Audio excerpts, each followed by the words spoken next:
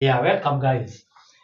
Tuko kwa The Call at 11:11 na niko na mabeshte wangu hapa. Mimi naitwa Ringstar. Mimi naitwa Ambassador Jomiano. Mimi naitwa Gashoka Chokes. Gashoka Chokes. Yeah, na leo niko nataka tubonge kuhusu tu vitu za kawaida, vitu zenye zina happen kwa maisha ya saa hii, spiritually, real life na maisha ya nini. So, tuanze kwako. Do you really think kwa hii new generation yenye tuko, sababu nimekuja kurealize ushaikuwa pastor, ushaikuwa kwa kanisa pia, unafikiria kwa hii the new generation yenye tuko kuna vile ina affect kanisa ama religion in general? Yeah, mimi kulingana na vile nimeona ina affect kwa sababu moja ni ya kwamba saa hizi hii generation tunawaita Gen Z. Wengi saa hizi hawaendi church. Na ukiwauliza maswali wako na majibu yake. Na tena lifestyle yenye wako nayo sio kama sisi yenye tulilelewa nayo. Kwa hivyo kuna difference kubwa sana mimi especially yenye ninaona. Sababu sisi maybe tukiwa na hiyo miaka maybe between 16 to 22 hapo, hakuna kitu tulikuwa tunajua. Maybe wengine tunalelewa ushago. Lakini sasa venye wengine wamekuwa exposed na town na ma university na ma college, masomo saizi wengi wanaingia, ukiangalia kuna tofauti kubwa sana. So unafikiria nini majenzi reason kubwa kama wenye umeinteract nao, mbona sana sana waendi kanisa? Kwa sababu mimi nikiongea upande wa kanisa, sababu pia hata kanisa unajua kila kitu iki-advance, any side inahitaji pia i-advance. Like sasa mimi niliokoka miaka ya 90s. Na miaka ya 90s ile wokovu tulikuwa nao saa hiyo sio yenye iko saa hizi, kwa sababu inafaa kuwa moja i-advance, lakini saa hizi unapata ya kwamba ni two totally different things. Na ndio hii Gen Z sasa ukiwaambia hiyo mambo hawezi kaa venye sasa mimi nawaeleza yenye najua ya huko. Maybe mimi ni advance ndio nikuja sasa nikope na ya saa hizi waweze kuintermingle. Na ukiangalia nini ya kitambo na saa hii, nikisema saa hii salvation ya saa hii ni kama imebadilika kutoka kwa salvation ya kitambo, nitakuwa maybe nakosea? Imebadilika kwa njia kadhaa, but salvation inafaa kuwa moja. Yenye ilikuweko ndio inafaa kuwa na ndio inafaa kubaki tu. Maybe nikisema imebadilika ni kwa sababu kama saa hizi utapata ya kwamba tumekuwa na cases mingi sana. Yule ambaye ndiye shepherd anapatikana na scandals. Na hata kama maybe tutafanya manipulation tufiche zingine, lakini that is the truth. The truth huwezi hide hata kama utafanya nini. And then sasa mtu mwenye yeye ako against hiyo jambo imepatikana, unajua sasa hata convince namna gani ya kuja church, sasa yeye mwenyewe atakuwa na msimamo wake na hata kubali. Hiyo ni moja, kwa sababu ya corruption ama sin kuingia kwa church na manipulate salvation. Mtu anadai bado ako kwa salvation, lakini ana njia zingine anaenda ziko mzuri sana. Number 2, mentorship. Mentorship depends. Na nikiongea mentorship naongea kuhusu kwa mfano kama mimi venye nililelewa hiyo spiritual life ya salvation. Saa hizi nikijaribu kuweka mtu yenye niliwekwa hata haziwezi pelekana. Kidogo tu kwa mfano, time yenye ilifika yangu ya marriage, tulikuwa so accountable to our pastors. Mimi siwezi enda niongee na msichana kabla pastor hajajua. Na hiyo ni ile kitu tulikuwa tumefundishwa wakati huo. Like pastor ndiye alikuwa anafaa ajue umeongea na msichana. So uwezi katia siku hizi tunaitaka kukatia. Sasa uwezi enda ukatia msichana kama pastor ajue. Hajajua ya kwamba unahitaji once unajua sasa huko chini pia kuna mambo ingine. Tumefundishwa hivi. Once umeokoka hakuna mambo ya ukiwa kijana kulalalala na wasichana. Maybe nitakuja kumkatia saa ile nahitaji kumuoa. Ndio sasa tukae chini tuelezane, ama maybe mtaniambia yeye ni agency ya kwamba kukatia ni nini. Unajua wakisema kukatia maybe itafikiria ni kuongea kuhusu mapenzi. Na mapenzi sasa kwa salvation ndio itaelekeza mtu kwa sin. Na sasa hizo I think kwa sababu ya kujaribu kuavoid hiyo mambo mingi, sasa wanaweka terms like conditions. Hamwezi endanisha wawili kwa sababu kitambo mtoke hapa, saizi tuko hapa. Kitambo mfike pale Roysambu mkiwa wawili, mtakuwa initiate each other mambo ya sin. And maybe possibly the next day tutapata ya kwamba nyinyi mlisha backslide. That was big mentality ambayo pia nimepigana nayo sana, ndio nikuja ni like amfai kukaa na msichana, hata amfai kukaa tu na msichana hivi muongee sana, inaonekana ni kama ni kama tu mnaongelea ile mambo, sasa ni kama tu mnaenda kuingia kwa scene tu. So sasa na nikisema basi ni kumaanisha kwa hiyo time salvation sometimes ilikuwa inafika mahali na kani kama prison bondage aina yake. Ni ukweli? Ni kama slavery, ni kama hakuna freedom. Hakuna freedom pia ya making decision. Hata saa hizi utapata kuna some denomination bado wako na hiyo mambo. Unapata sasa ni kama the pastor ndiye ana control hii familia, either ni bwana ako sana ndani, ama ni mama, ama ni mtoto. Either of them utapata ya kwamba kwa under so much manipulation. There is some even now wako na sasa wewe ukioa, what happened? Ilibidi pastor sasa ndiye niende nimjulishe ya kwamba mimi nahisi na nahitaji kuoa, na sasa akaniambia umeongea na msichana. Okay, alifaa kuniuliza kwa sababu hatukuwa tumepewa ruhusa. Nikamwambia mimi sijaongea na yeye, nilikuwa na kujulisha sasa ndio nipe go ahead ama uniambie. Lakini unaoaje mtu ajui? The first thing maybe ingekuwa ndio niambiwe hivi, ni sawa wewe tumejua mambo yako na ya kwamba ni kweli time yako ya kuoa umefika. So hata tukikuona unaongea na wao tunakuelewa ya kwamba wewe uko sasa kwenye hiyo harakati ya kutafuta harakati ya kutafuta atakayekuwa your wife.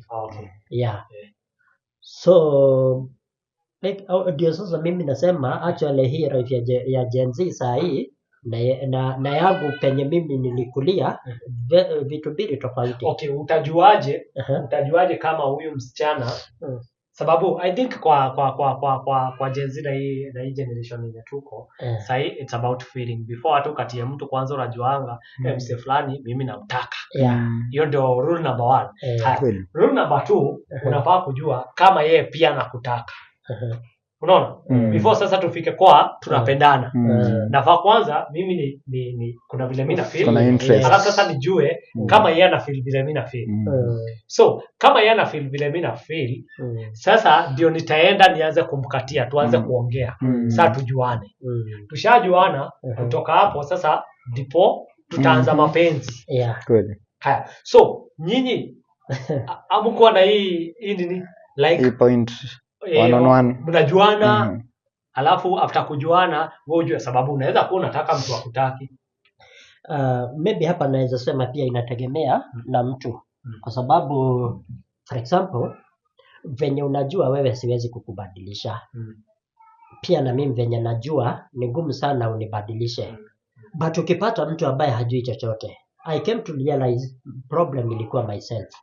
Kwa sababu nimekuwa in a very poor society. Meaning kama ni okay, sisi kwetu tulikuwa na mashida zetu kinyumbani. Unapata ya kwamba masomo haisomeki vizuri. Ile time tumefukuzwa shule, hiyo miaka school fees ndio ilikuwaga juu sana. So tukifukuzwa, wale watoto wengine lika yangu wako shule hawaelewi ya kwamba mimi mzazi wangu hajaafodi kunilipia school fees. So jioni tukipatana na wao, mimi natoka shamba, wao wanatoka shule. Wananiambia, yani wewe unakataa shule ndio tu uende kwa shamba. na mimi ndani yangu pia natamani kusoma sana, lakini venye sijaweza sijalipiwa school fees, so lazima niende nikalime kazi za nini, tulikuwa tunazita vibarua, ndio at least tena hata labda nipate kitu ama tupate chakula nyumbani. Ikanipata ya kwamba mimi sasa socially very poor, kuingiana na hawa wengine. So I think ndio maana hii time yangu ya kufika hii mambo mingi na especially kuoa, ninaanguka under manipulation iko juu, kwa sababu niko like desperate, mtu ambaye tu akielekezwa hivi anaenda hivyo. Ndio maana nimesema ukija wewe umeelewa mambo, ni vigumu sana ubadilishwe, sababu pia tulikuwa na watu wengine kama maybe hao walikuwa wanasoma, mimi sikusoma vizuri hiyo time, sasa niko very poor. Ndio maana hata time yenye inafika ya kuoa bado sina ile courage kubwa sana. Number 2, nililelewa na single mother. Sasa kwa nyumba tangu kuzaliwa hadi sasa mimi nataka kuoa, hiyo si ni miaka above 20. Sija experience love ya baba kwa nyumba, and tena sijajua behavior za baba zinafaa kuwa nikienda church nafikiria sasa juu nimepata spiritual father, maybe ataniguide, atanisaidia.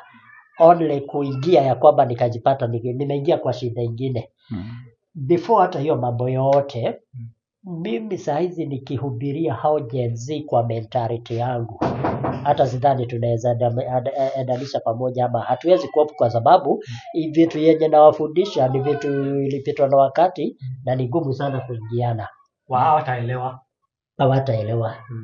Unless, na hiyo ndio mimi kwangu ninafanya. I'm trying in every area to advance myself, kuingia kwa niweze hata kwa hii time ya Gen Z bado nikuwe ya kwamba niko na role ninaweza fanya. Na nikuulize, okay, yes. Wewe uliokoka ukiwa nini? How old? Maybe tufanye hii mahesabu kidogo. 1995 minus 1976. You need 31 years. No.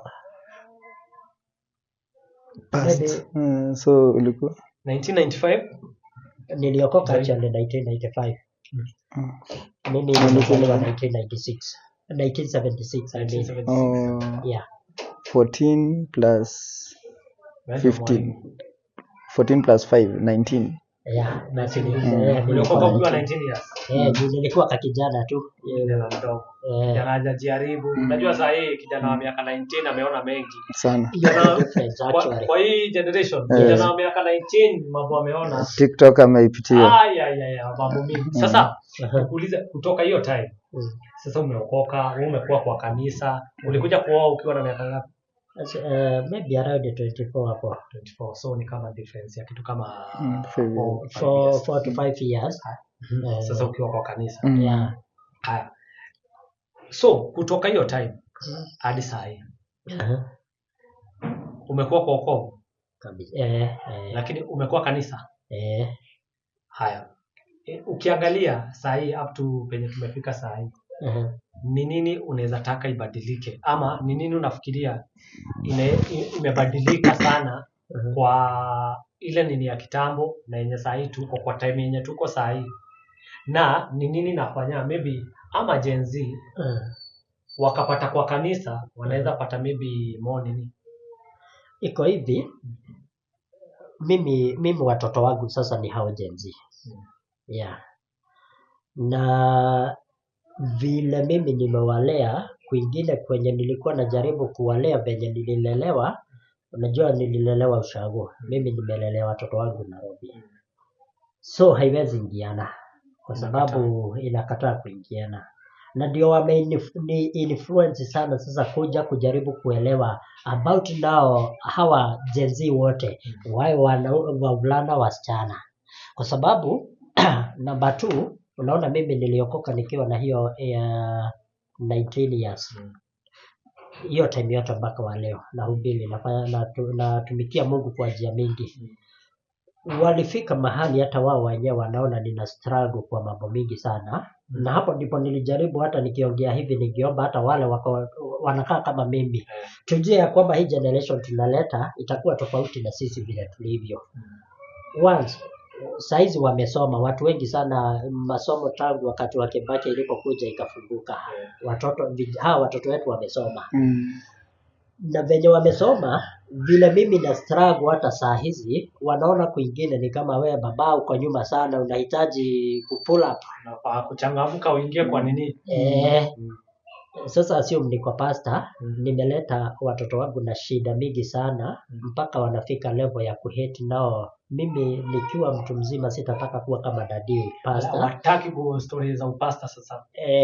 Unajua sasa they are not only rebelling about the church because you are pastor, lakini kwa sababu ya venye wewe umewalea. Zile shida umewapitisha.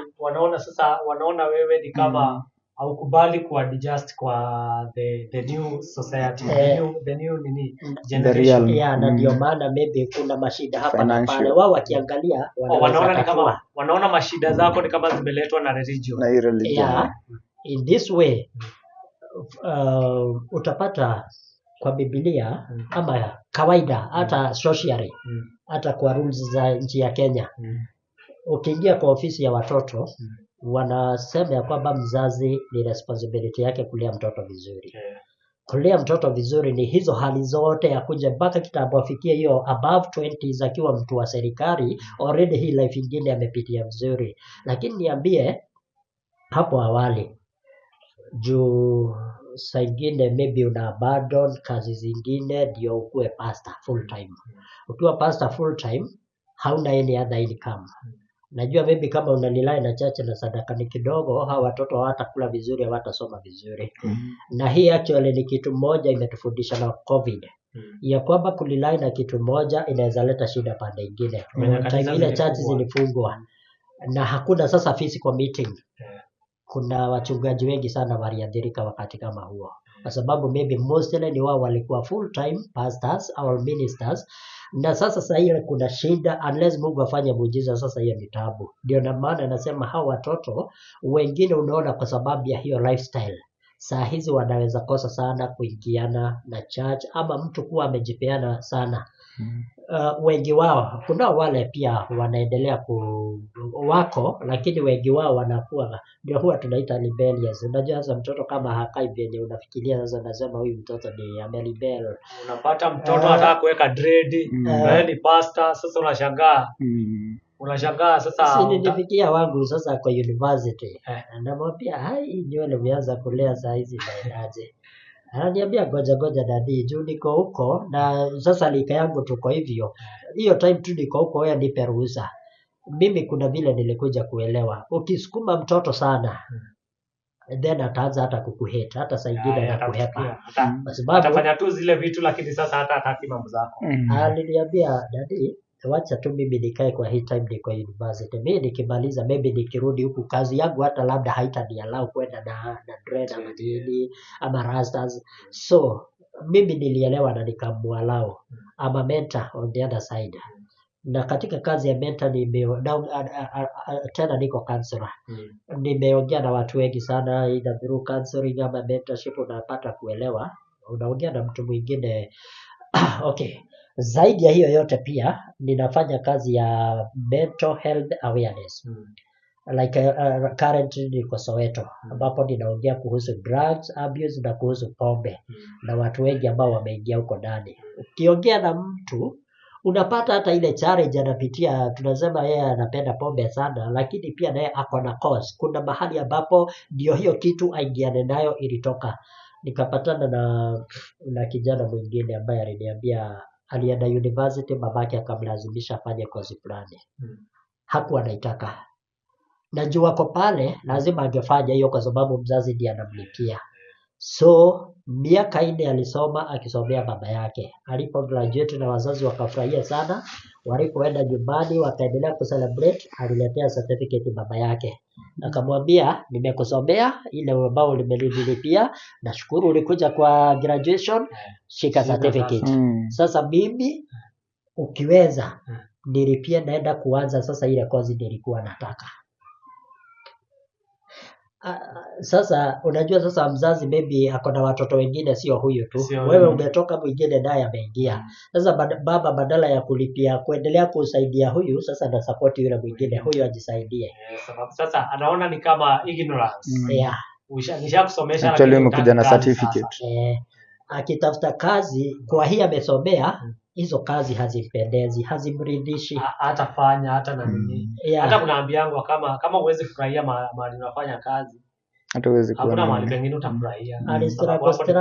Akastruggle kufanya masomo yake, akajaribu. Sasa hii yake yenye anataka akashindwa. Sasa hapo kwa sababu ana struggle wenye walisoma na wao wako kazi already wameajiriwa, yeye sasa akaanza kuingiwa na stress, anxieties, depression ikamshika. Sasa depression ikimshika, unajua marafiki wenye wako karibu na mtu ndio wanamsaidiaga. Wakamuonyesha kutoa stress, voga kidogo, kichwa ifunguke. Kuenda hivyo kimchezo akajipata ya kwamba sasa amekuwa addict. Hata yeye bila kuambiwa anaenda kuitafuta iko wapi. Na ni kuhaso hapa na pale. Huyo mtu nilimuokota na tukaongea. Ilibidi wakati nilimpeleka kwa wazazi wake, baba na mama yake. Si mtoto tunaongelelea saa hii. Sasa tunaongelelea mtu ako about 30. Okay. Na shida zenye ako nazo saa hizi ni pombe. Lakini ile pombe ilitoka kwenye ile masomo alikuwa anasoma kama like 15 years ago. Yeye hata anasema, yeye anajua mali shida ilianza. Through counseling. Haikuwa rahisi. Juu unajua sasa as a counselor si kitu moja mnamalizana venye tunaongea hapa tukiondoka. Maybe lazima utembee na huyo mtu for a while ndio hata vitu aende akifunguka. So tulifika hiyo level. Alipofunguka na nikajua kumbe shida yako sio kukunywa pombe tu, si pombe unapenda. Akaniambia sasa mambo mingi. So sasa nikaelewa shida hata ni wazazi. Kaenda naye kwa wazazi, ongea na wazazi, reconciliation na mambo mingi, and then pia tukaleta hiyo issue ndio wazazi wajue pia wanachangia. Wazazi wamekuwa wakifuatilia kumuhusu ama waliachana tu na yeye vile? Wamefuatilia, wanamchukua, wanampeleka rehab, wanampeleka nyumbani, amereform hapo sawa. Finally anadisappear kutoka nyumbani, anarudi kwenye wanakunywa. Mara moja, mara ya pili, and then hata wakagive up. So wakaamua tu achane na yeye. So after nilienda tukaongea na wazazi, tulikuwa tunaongelelea issue ya miaka kama 14 iliyokuwa imepita. Hiyo ndio maana hata huwa ninafurahia nikiongea, kwa sababu unapata kuna mtu amekwama kule nyuma ili hali tusha advance kiasi kingine. Ndio maana nilikuwa nakwambia like my son aliniambia, nikaongea na mama yake, so mimi nikamruhusu tu, nikamwambia sawa, bora hauna mambo mabaya ABCD yenye itakuharibu, wewe soma tu, maliza masomo yako. Leo tunaongea na wewe, aligraduate na hata kapata kazi kwenye anaenda sasa, hawezi enda na grade, hawezi enda hivyo. So kwa sawa tu vile nilitamani yako hivyo, lakini unaona ningempush time ile hata tungepoteana, hata mngepoteana. Na unaona sasa mwisho sasa hata alinyoa bila wewe kusema. Sasa hizi anaenda tu ya kivyake, anakuwa smart kulingana na ofisi yao venye wako wale wanafanya kazi pamoja. So naweza sema saa hizi ni tofauti sana na ile miaka sisi tulikuwa Gen Z, hiyo yetu ya wakati huo, very totally different. So kwa hivyo umeniambia wewe usha notice kanisa Gen Z sana sana wametoka kwa kanisa, sababu kanisa imekuwa na ile kushika nini sana, wameshika vitu zingine zenye Gen Z wana feel ni kama zimepitwa na wakati, zimepitwa na time. Ama zimepitwa na wakati.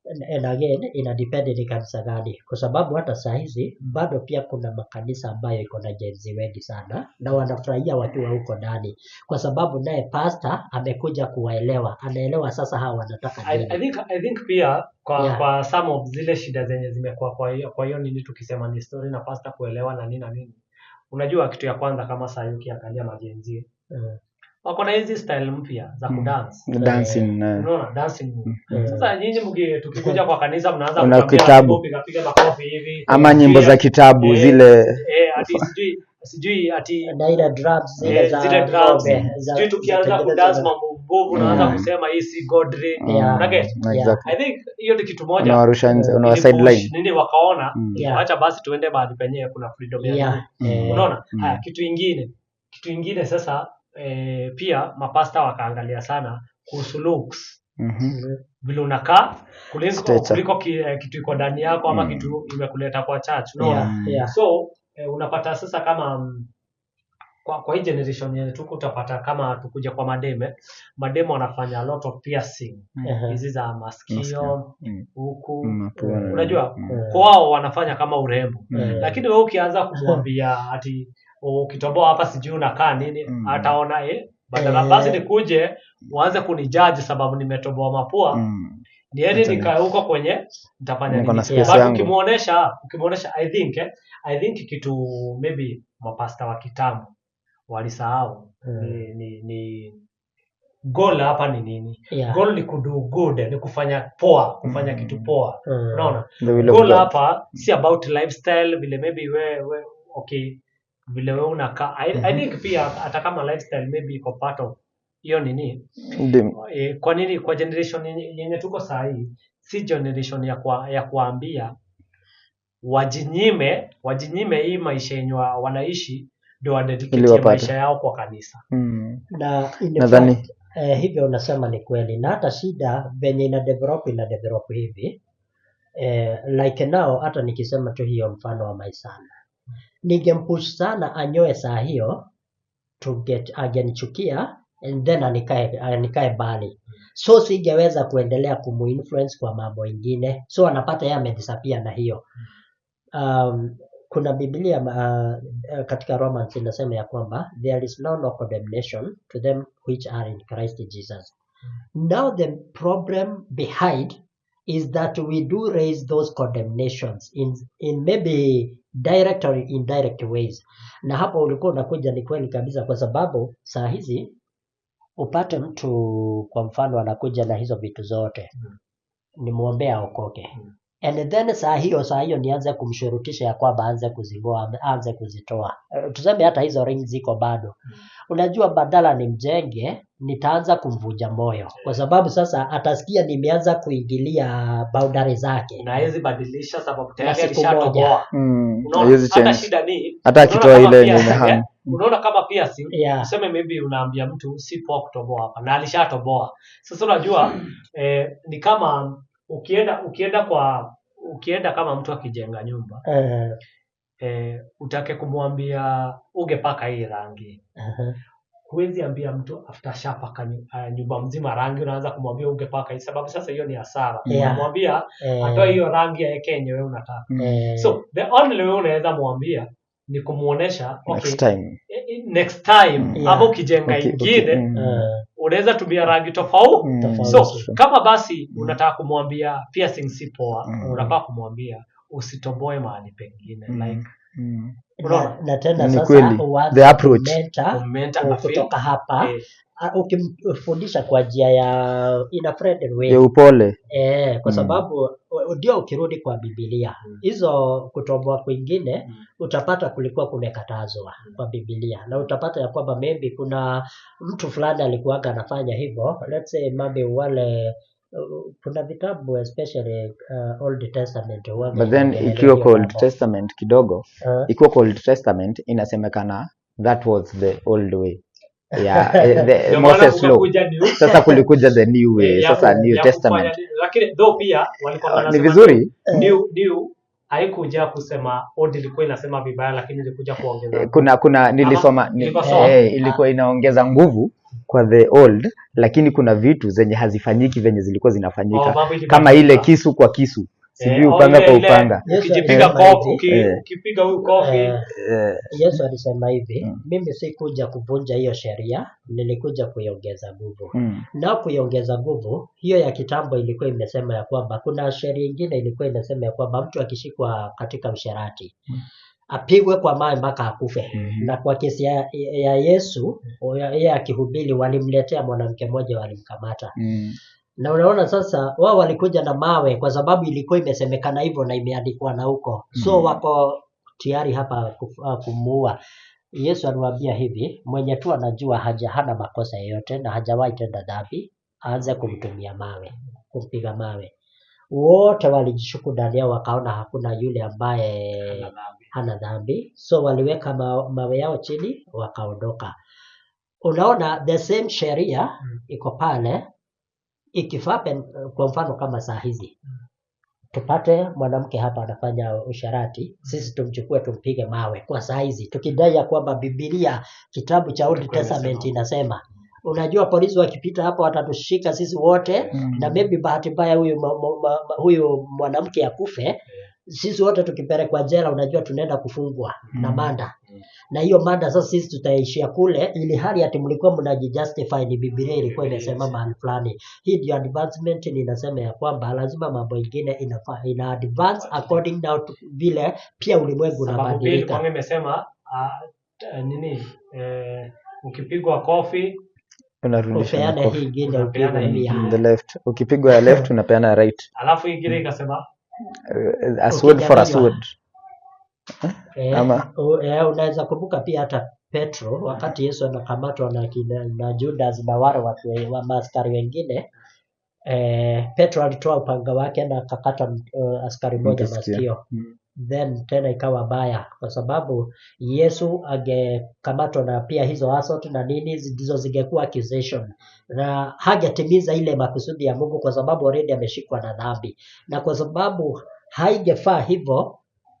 At that moment Biblia inasema alichukua lile sikio akarudisha kwa mwenye kukatwa na likarudi sawa, and then hata hawa wengine wangejaribu kushika hiyo hati accusation, sikio liko kwa mtu na hakuna damu na hakuna hata sky inaonekana. Okay, kiungu alifanya hivyo kwa sababu ana uwezo ya kwamba another thing, kwa maana accusation ndio ilikuwa inatafutwa, na accusation unajua already inakuanga sin. Hiyo sin ndio ilikuwa dhambi zinatafutwa ndani yake. So kwa hiyo alifanya ya kwamba alijiondoa hapo, hakuna dhambi ingeenda kusimama mbele yake ya kwamba huyu ni mwenye dhambi. Hata mimi kama walienda kujaribu kusema, hakukuonekana hata scar ya sikio venye lilikuwa limekatwa, kila kitu iko sawa. Akamwambia Petro, rudisha upanga, mwenye kuuana na upanga atauawa the same. Ndio sasa ninasema sasa ichukue hivi ya kwamba umepata huyu mtu ameuana na panga, wewe chukua panga, kata huyu mwingine, askari afike hapo. Sheria yenyewe sasa, acha Biblia na hizi mambo mengine, sheria ya Kenya yenyewe ikikupeleka ndani nasema uwekwe ndani na ufungwe. Yeah. So kwa hivyo unataka kusema unakubaliana na sisi kwa hii generation yenye tuko na ile generation ya kitambo, watu wanafaa ku advance kutoka kwa ile ni ya kitambo wakuja kwa ile ni yenye tuko sasa hivi. Yes. Lakini nao wakikuja, tukitoka kwa nini ya kitambo tukuje ya sasa hivi, kanisa zitafungwa. Juu kwa hii generation yenye tuko hatambui kanisa. Hii generation yenye tuko ni generation yenye ina believe unaweza omba kwako kwa nyumba na Mungu asikie. Unahitaji kwenda kwa kanisa kuombewa. Unahitaji kwenda ati mahali penye kuna nini. Kwa hii generation yenye tuko wana believe ati kama ile generation ya kitambo wana believe ati sasa Sunday ufai kwenda kazi, hiyo ni siku unafaa kuwa umetengea Mungu. Hii generation yenye tuko wanasema hata Sunday unahitaji kukula. So wewe enda kazi. Wewe mahali penye utataka kuomba utapata time kufanya nini. So I think sio pia itamaliza kanisa. Hapa kuna mambo mawili tofauti pia. Kuna environment ya saa hizi na pia kuna Gen Z. Gen Z ilikuwa imetabiriwa. Ukienda kwa kitabu iko mahali fulani kwa Isaia, sikujua tutaongea hii, ningekuwa kwanza nimechukua hiyo kitu nimeangalia vizuri. Kwa kitabu cha Isaia kuna mahali inasema it is a prophecy. Kuna time itakuja watoto watawatawala mababa zao. Na hii ndio hiyo time, kwa sababu politically mimi nikiangalia nina-analyze kwa all sides. Kwanza ndio ikuje hapo iseme ya kwamba na hao watoto ndio watatawala wazazi, utapata ya kwamba nao hao wazazi kuna issue wamefanya na ndio wafike hapa ya kutawaliwa na watoto. I wish hata ningejua iko mahali wapi tuisome tu, kwa sababu ni ya muhimu.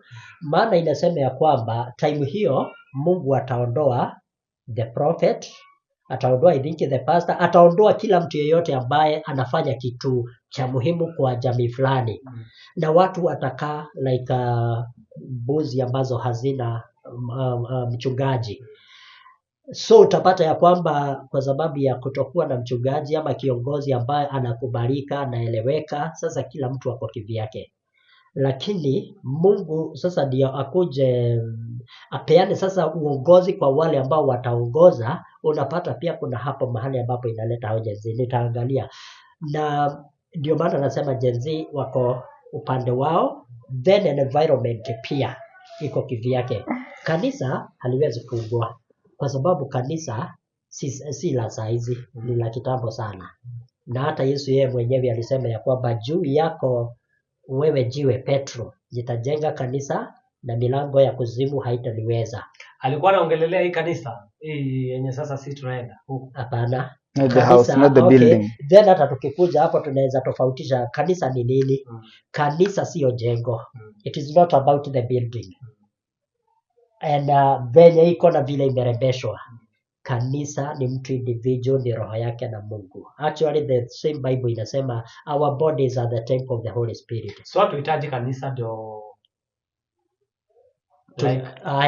hatuhitaji hiyo building, tunaihitaji kwa njia specifically sio lazima ikuwe ni ile kanisa iko pale, lakini kuna mahali Biblia inasema ya kwamba musiwe mnakosa kwenda kukutana pamoja. You do not nasemaje, msidharau ama kuondoa ile kukutana pamoja, kwa sababu wakati mmekutana pamoja mna have that fellowship.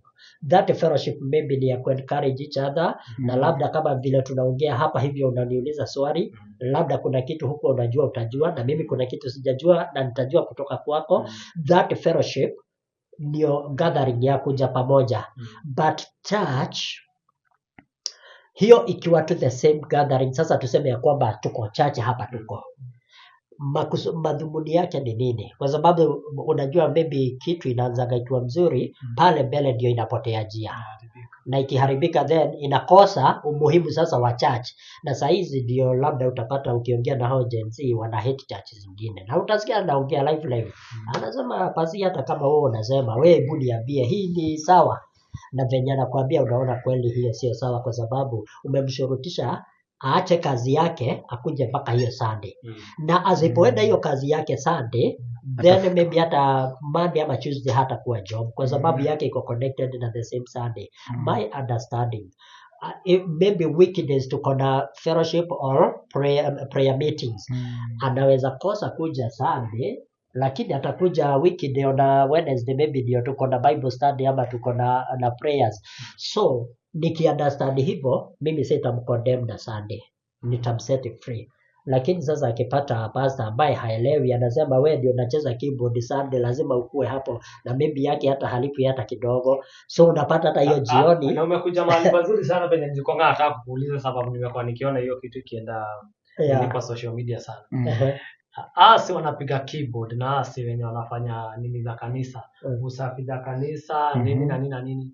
Asi wanafaa kulipwa. Wanafaa kuwa undersalaried. Ina depend sasa, ndio sasa hapa tuko na contradiction ya mambo mengi sana. Na pia explain uweke hata pastor. Sababu I think kuna mwenye kanisa na pia kuna pastor. Kuna mapasta wenye nadhani kuna mapasta ndio ile nilikuwa nimeileta pale mbeleni. Ndio hawa watu wote hapa kuna mambo mawili tofauti. Wakati tuko kwa Mungu ni mimi najitolea kumtumikia Mungu. Shida ni ya kwamba sitaenda kukula mbinguni. Nafaa kukula huku duniani. Inanipata jioni, nimeshinda kwa kanisa, mimi ni pastor. Ninafanya counseling, ninafanya nini kusaidia zote bure. Nikienda kwa nyumba watoto hawataki kutambua kama hata huyo mtu alikuwa anataka kucommit suicide ulikuwa unaongelea. Sisi tunataka unga. That is now the problem. Na ikipata hapo ndio unapata ya kwamba challenge iko kila mahali. So hawa wase wote wanahitaji at least kuwa wanalipwa. Shida ni ya kwamba utapata then mapokeo ama the income ya church haitoshi kulipa hawa watu wote. Ndio time nyingine sasa mtu anaamua ya kwamba ajitoe tu kwa kupenda kwake, asaidie, ajitolee kwa njia hiyo. But mimi nikiangalia, na mimi huanga naomba Mungu wakati tunakoenda tukipanda kwenye hizo ngazi atupe avenue hawa watu walipwe, kwa sababu ndio mtu aliingia church saa 2 asubuhi. Ako huko anatoka na mimi saa 4 ninatoka maybe karibu saa 1 usiku.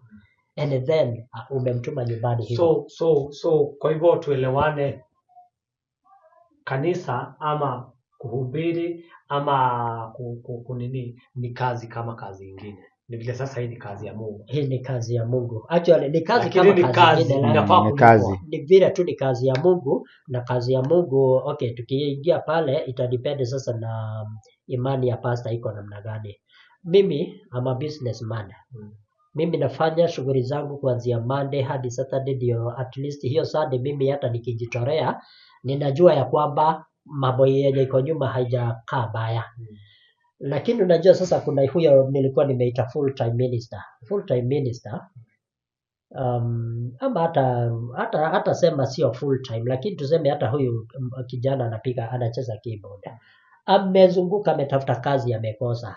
Na so hiyo siku ambapo mnamhitaji hapo pale, angalau saa hiyo atoke na kitu imcompensate ya kwamba itamshikilia Monday na Tuesday kitabu wewe. Actually mimi naweza jiuliza swali.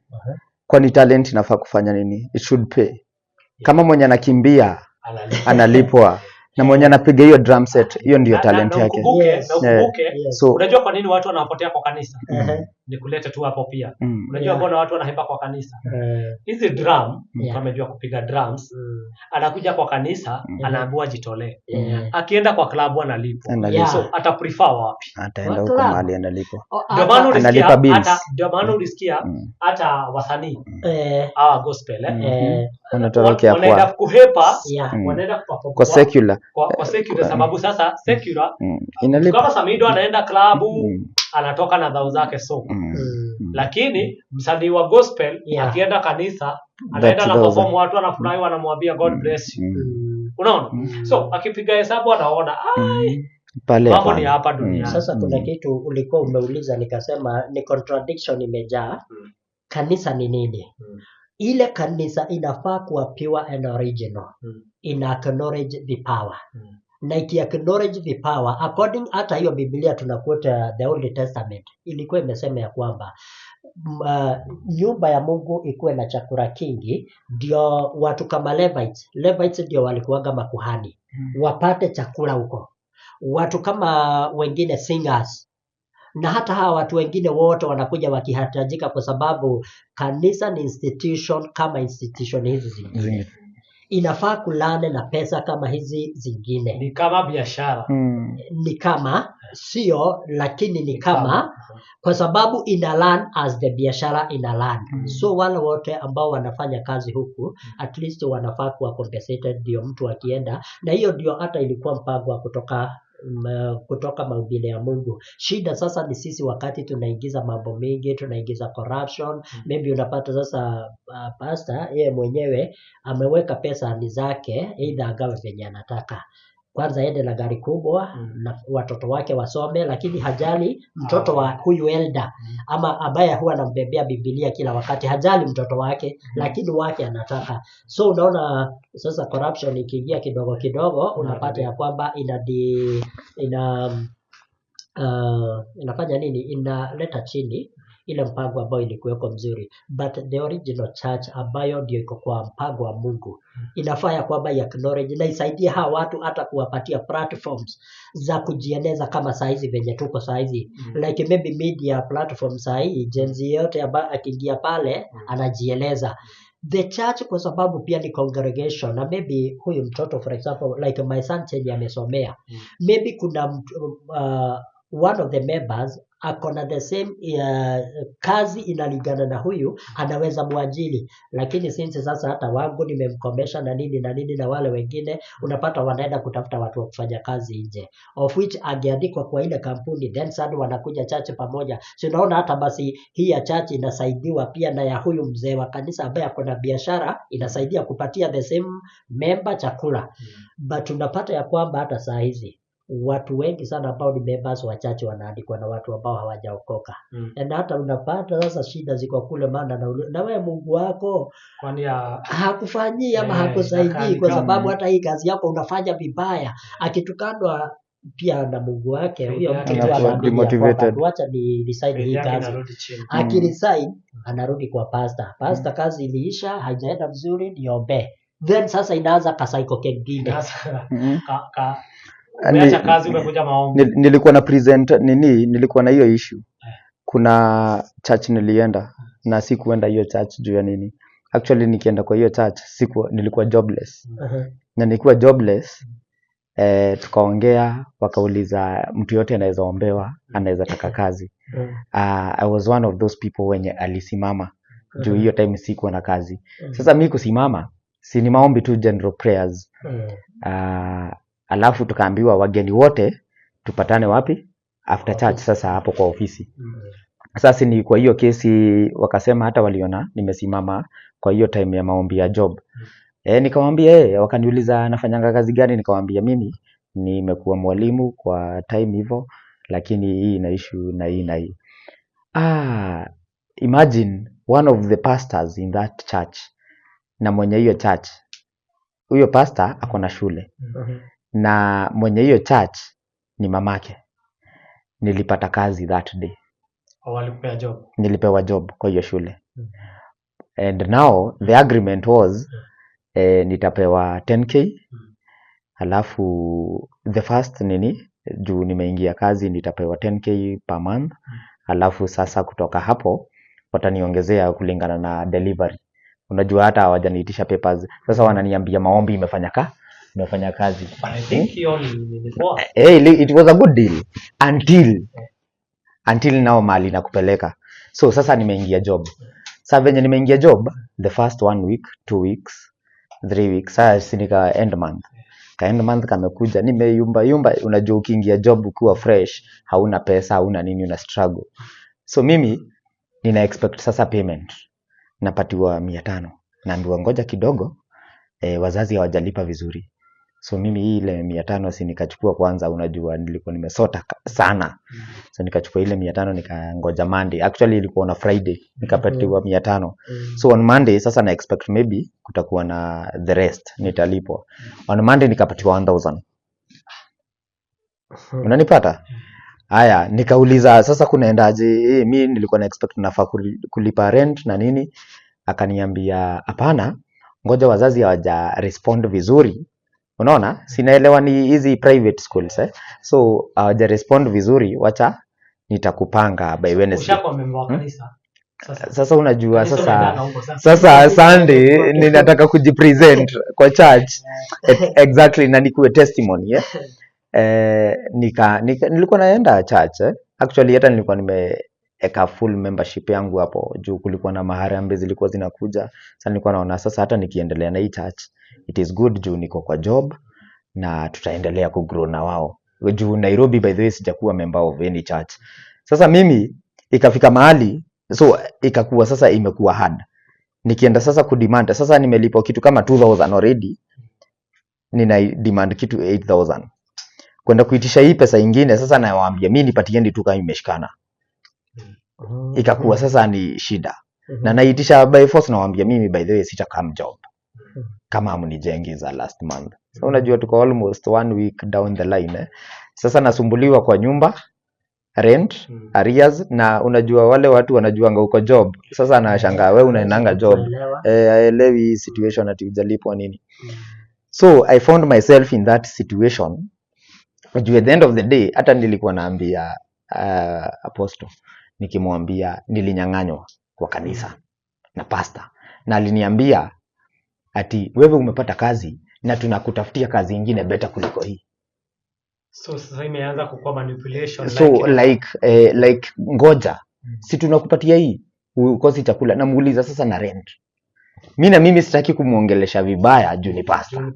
Unacheki niko na kale kanini naingiza ukanisa, lakini naona mimi niko shughuli ya chuo. Kanisa ni kando. Ni kando. Sasa hapa ni biashara na hii ni profession yangu. Hebu imagine nilikosa kuamka siku moja. Akapiga simu, nikajipresent kwa ofisi. Sikuwa nachukua simu. Nikaenda kwa ofisi nikawaambia mimi siingii job. Nikaenda kitu saa 3. Wakaniambia kwa nini? Nikamwambia mimi siingii. Unless unilipe. Akaniambia basi ngoja pesa yako. Nikaenda kwa kanisa nikaambia sasa huyu bishop, huyu mwenye mzazi wa huyu mwenye shule. Nikamwambia mimi nimeacha kazi. Akaniambia unawezaje acha kazi? Na huna kazi nyingi. Ati unaenda sasa kufanya nini? Nikamwambia hata ili niende nikafanya mjengo. Nijuange nimekosa kuliko nikuwe nimekaa hapa na silipwi naona nikaa nachezewa. Walininyang'anya do yangu hata saa hii nikamwambia tu sawa, itasaidia mtu mwingine kwa kanisa hiyo pesa. But sasa hiyo ndio manipulation nakwambia. Maybe the church sometimes inaweza kumisuse. Na that trauma ama ile experience nili experience hapo, maybe inaweza share na mtu mwingine wa generation yangu. Afila sasa tunaenda church kufanya nini?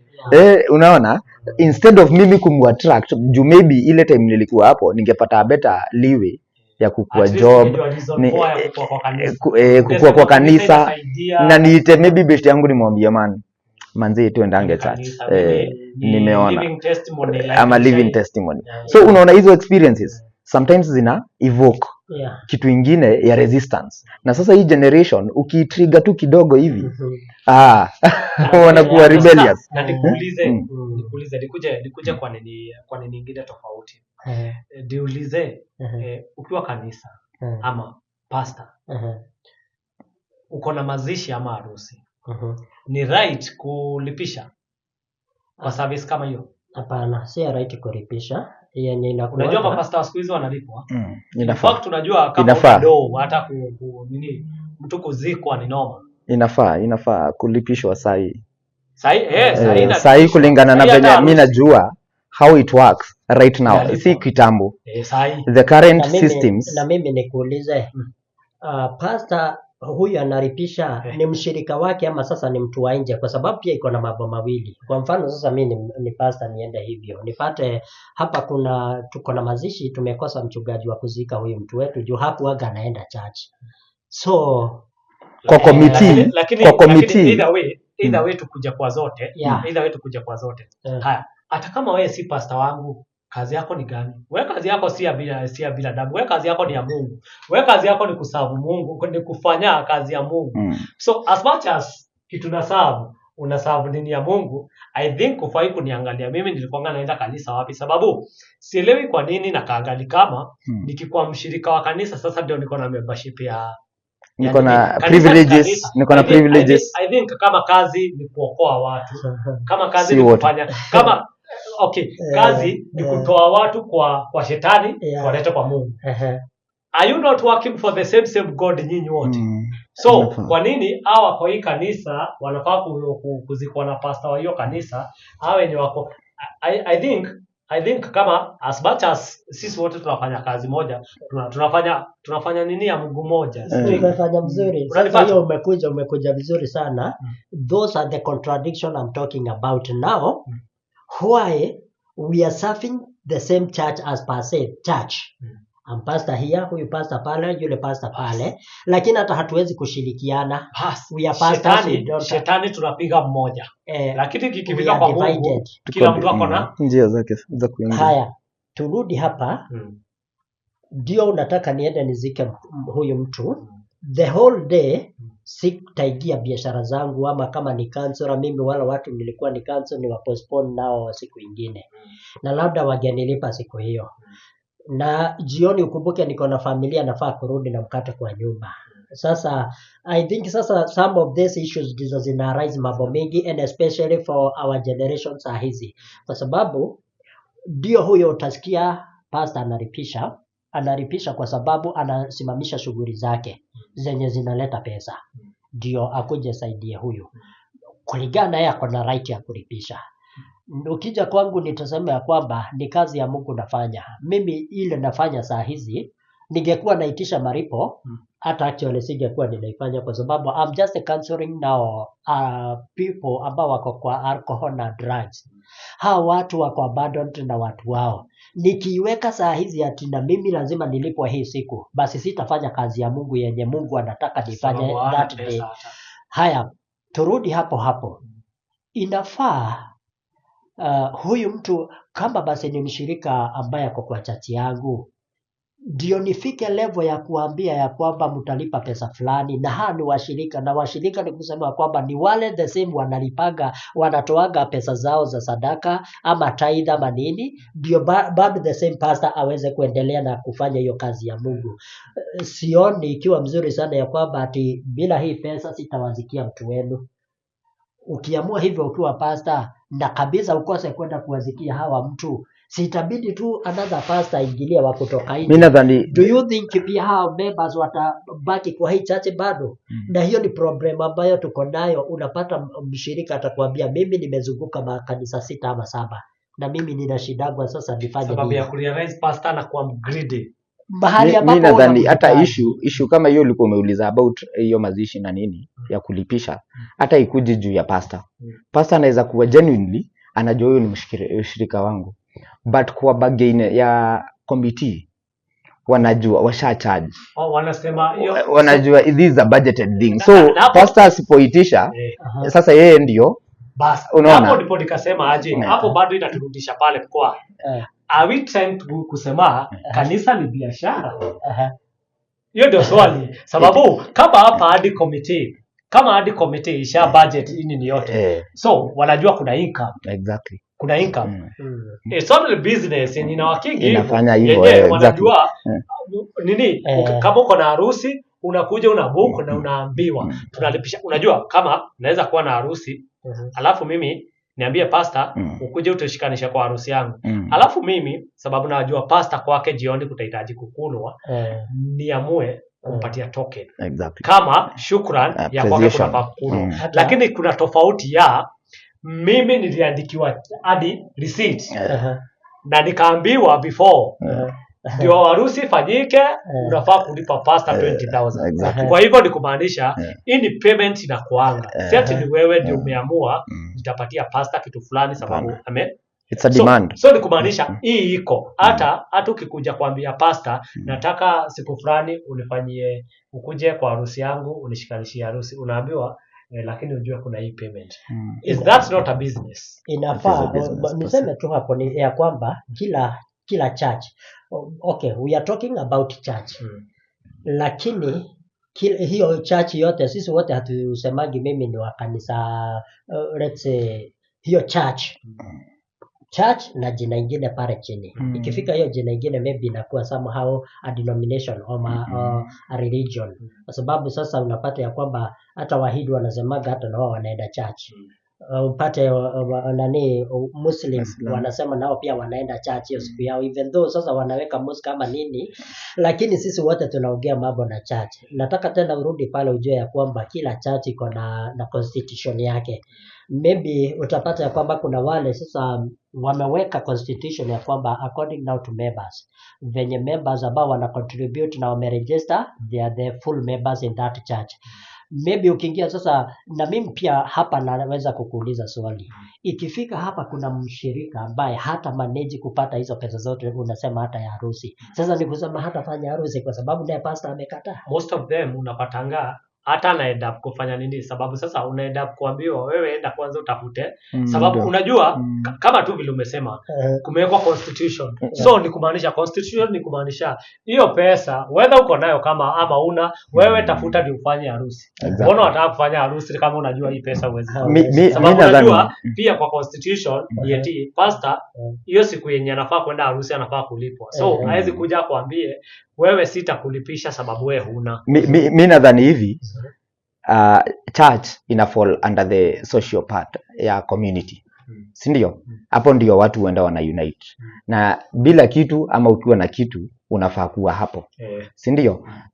Now what happens na the modern church? Hiyo ndio tunaongelelea, the modern church. Wachana na hiyo ya kitambo. Maybe kulikuwa na vitu zilikuwa zinafanyika bila charges. What happened with the modern church? Kumekuwa na hiyo yenyewe pastor leo anaweza kuwa hataki kunilipisha juu mimi ni mshirika wake. Unaona? Lakini Ringstar alikuwa na last weekend alikuwa na harusi, tuseme for example. Alikuwa na harusi. Na hiyo harusi kuna pastor rafiki yake alilipwa 50,000. What is the feeling in the same society? So tumeanza ku create a social class. Ni kama ndio. So huyu pastor ni wa wale wenye ni maskini, wenye hawana.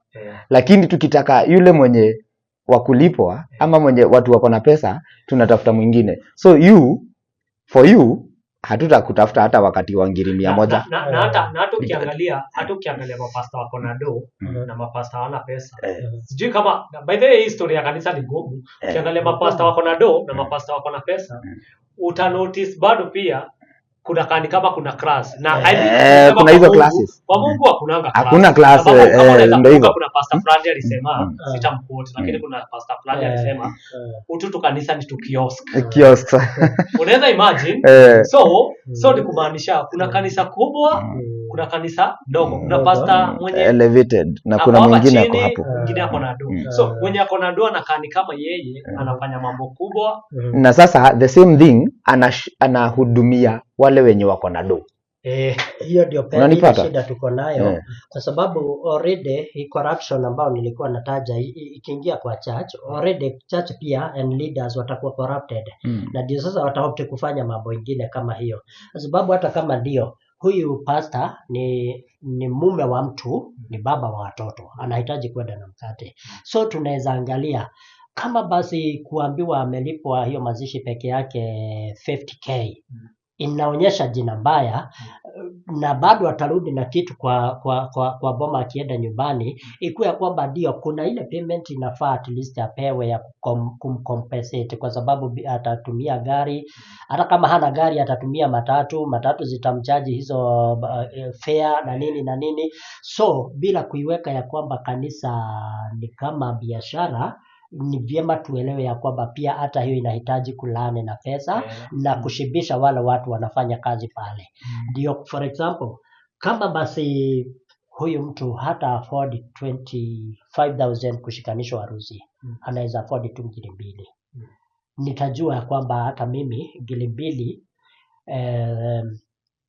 zimeweka gari mafuta maybe kulingana na mahali tunaenda, na hii nyingine pia nitanunua mkate nikirudi nao kwa. I think pesa ya pastor badala ni basi huyu mtu nimwache vile, wacha basi hii shughuli yake nimfanyie kwa heshima, ndio hata yeye aweze kusikia kwamba ametransit ama hiyo jambo ilikuwa mbele yake imemuondokea kwa njia nzuri. It wasn't about money. I think ni pesa ya pastor haifai kuwa publicized. Inafaa kuwa ni token, ile bahasha ni kama venye pastor pia ni mtu exactly. Unaget?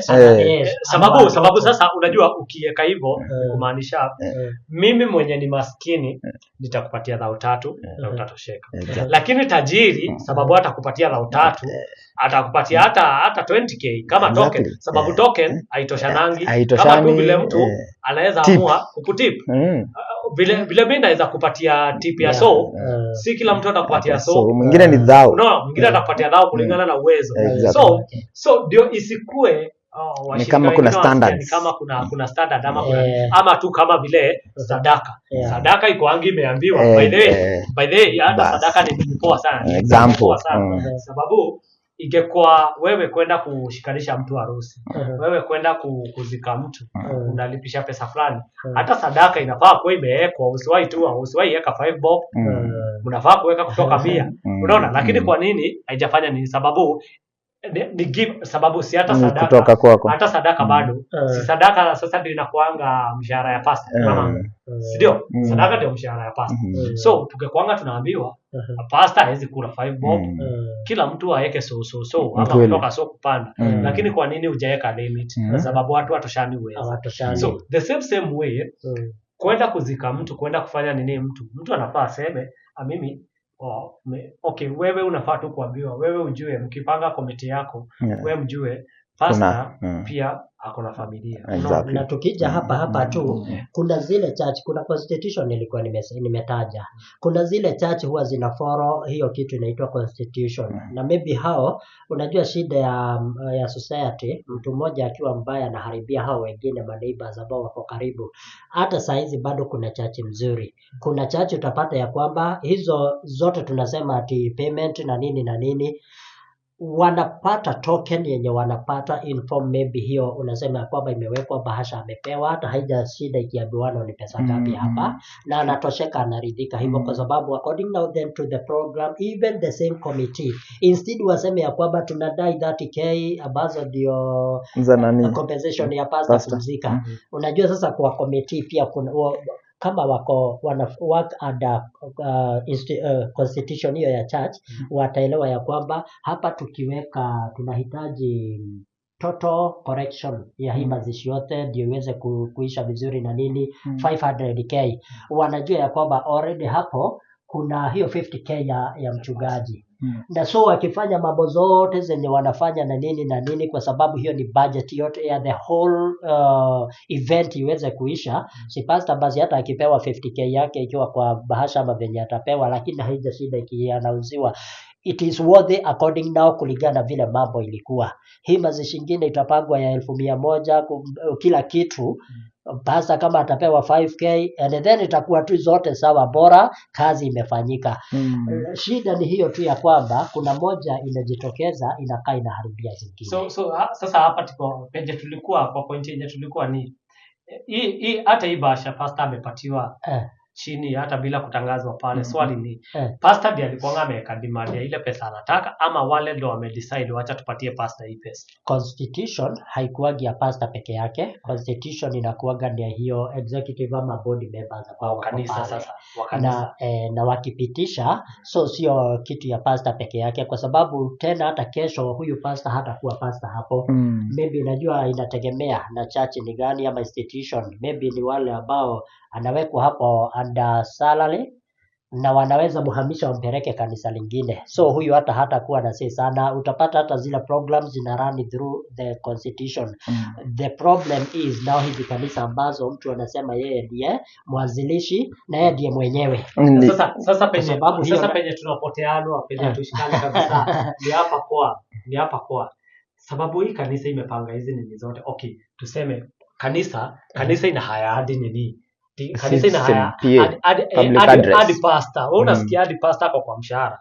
Umewekwa kwa mshahara, pastor ako kwa mshahara, analipangwa pesa fulani. Public address inalipiwa. Kuna mtu nini? So ndio nikakuuliza aje. Tukisema kanisa ni biashara tu kama biashara nyingine, ni kama tu kampuni. Vile unaweza fungua kampuni yako ina an income, ndio unalipa wafanyikazi, ndio unaweza kufanya nini? Tutakuwa tunakosea? Na in form of biashara, nasi basi labda utufafanulie biashara. Tunaelewa ya kwamba biashara ni a kind of institution ambayo ina make profit, income. Na ina make profit, inaleta income na inatoka. Kila biashara, ndio maana nilikuwa nasema inaweza kuwa ni kama biashara, kwa sababu hata nayo haiwezi run bila hizo pesa zinakuja na zinatoka.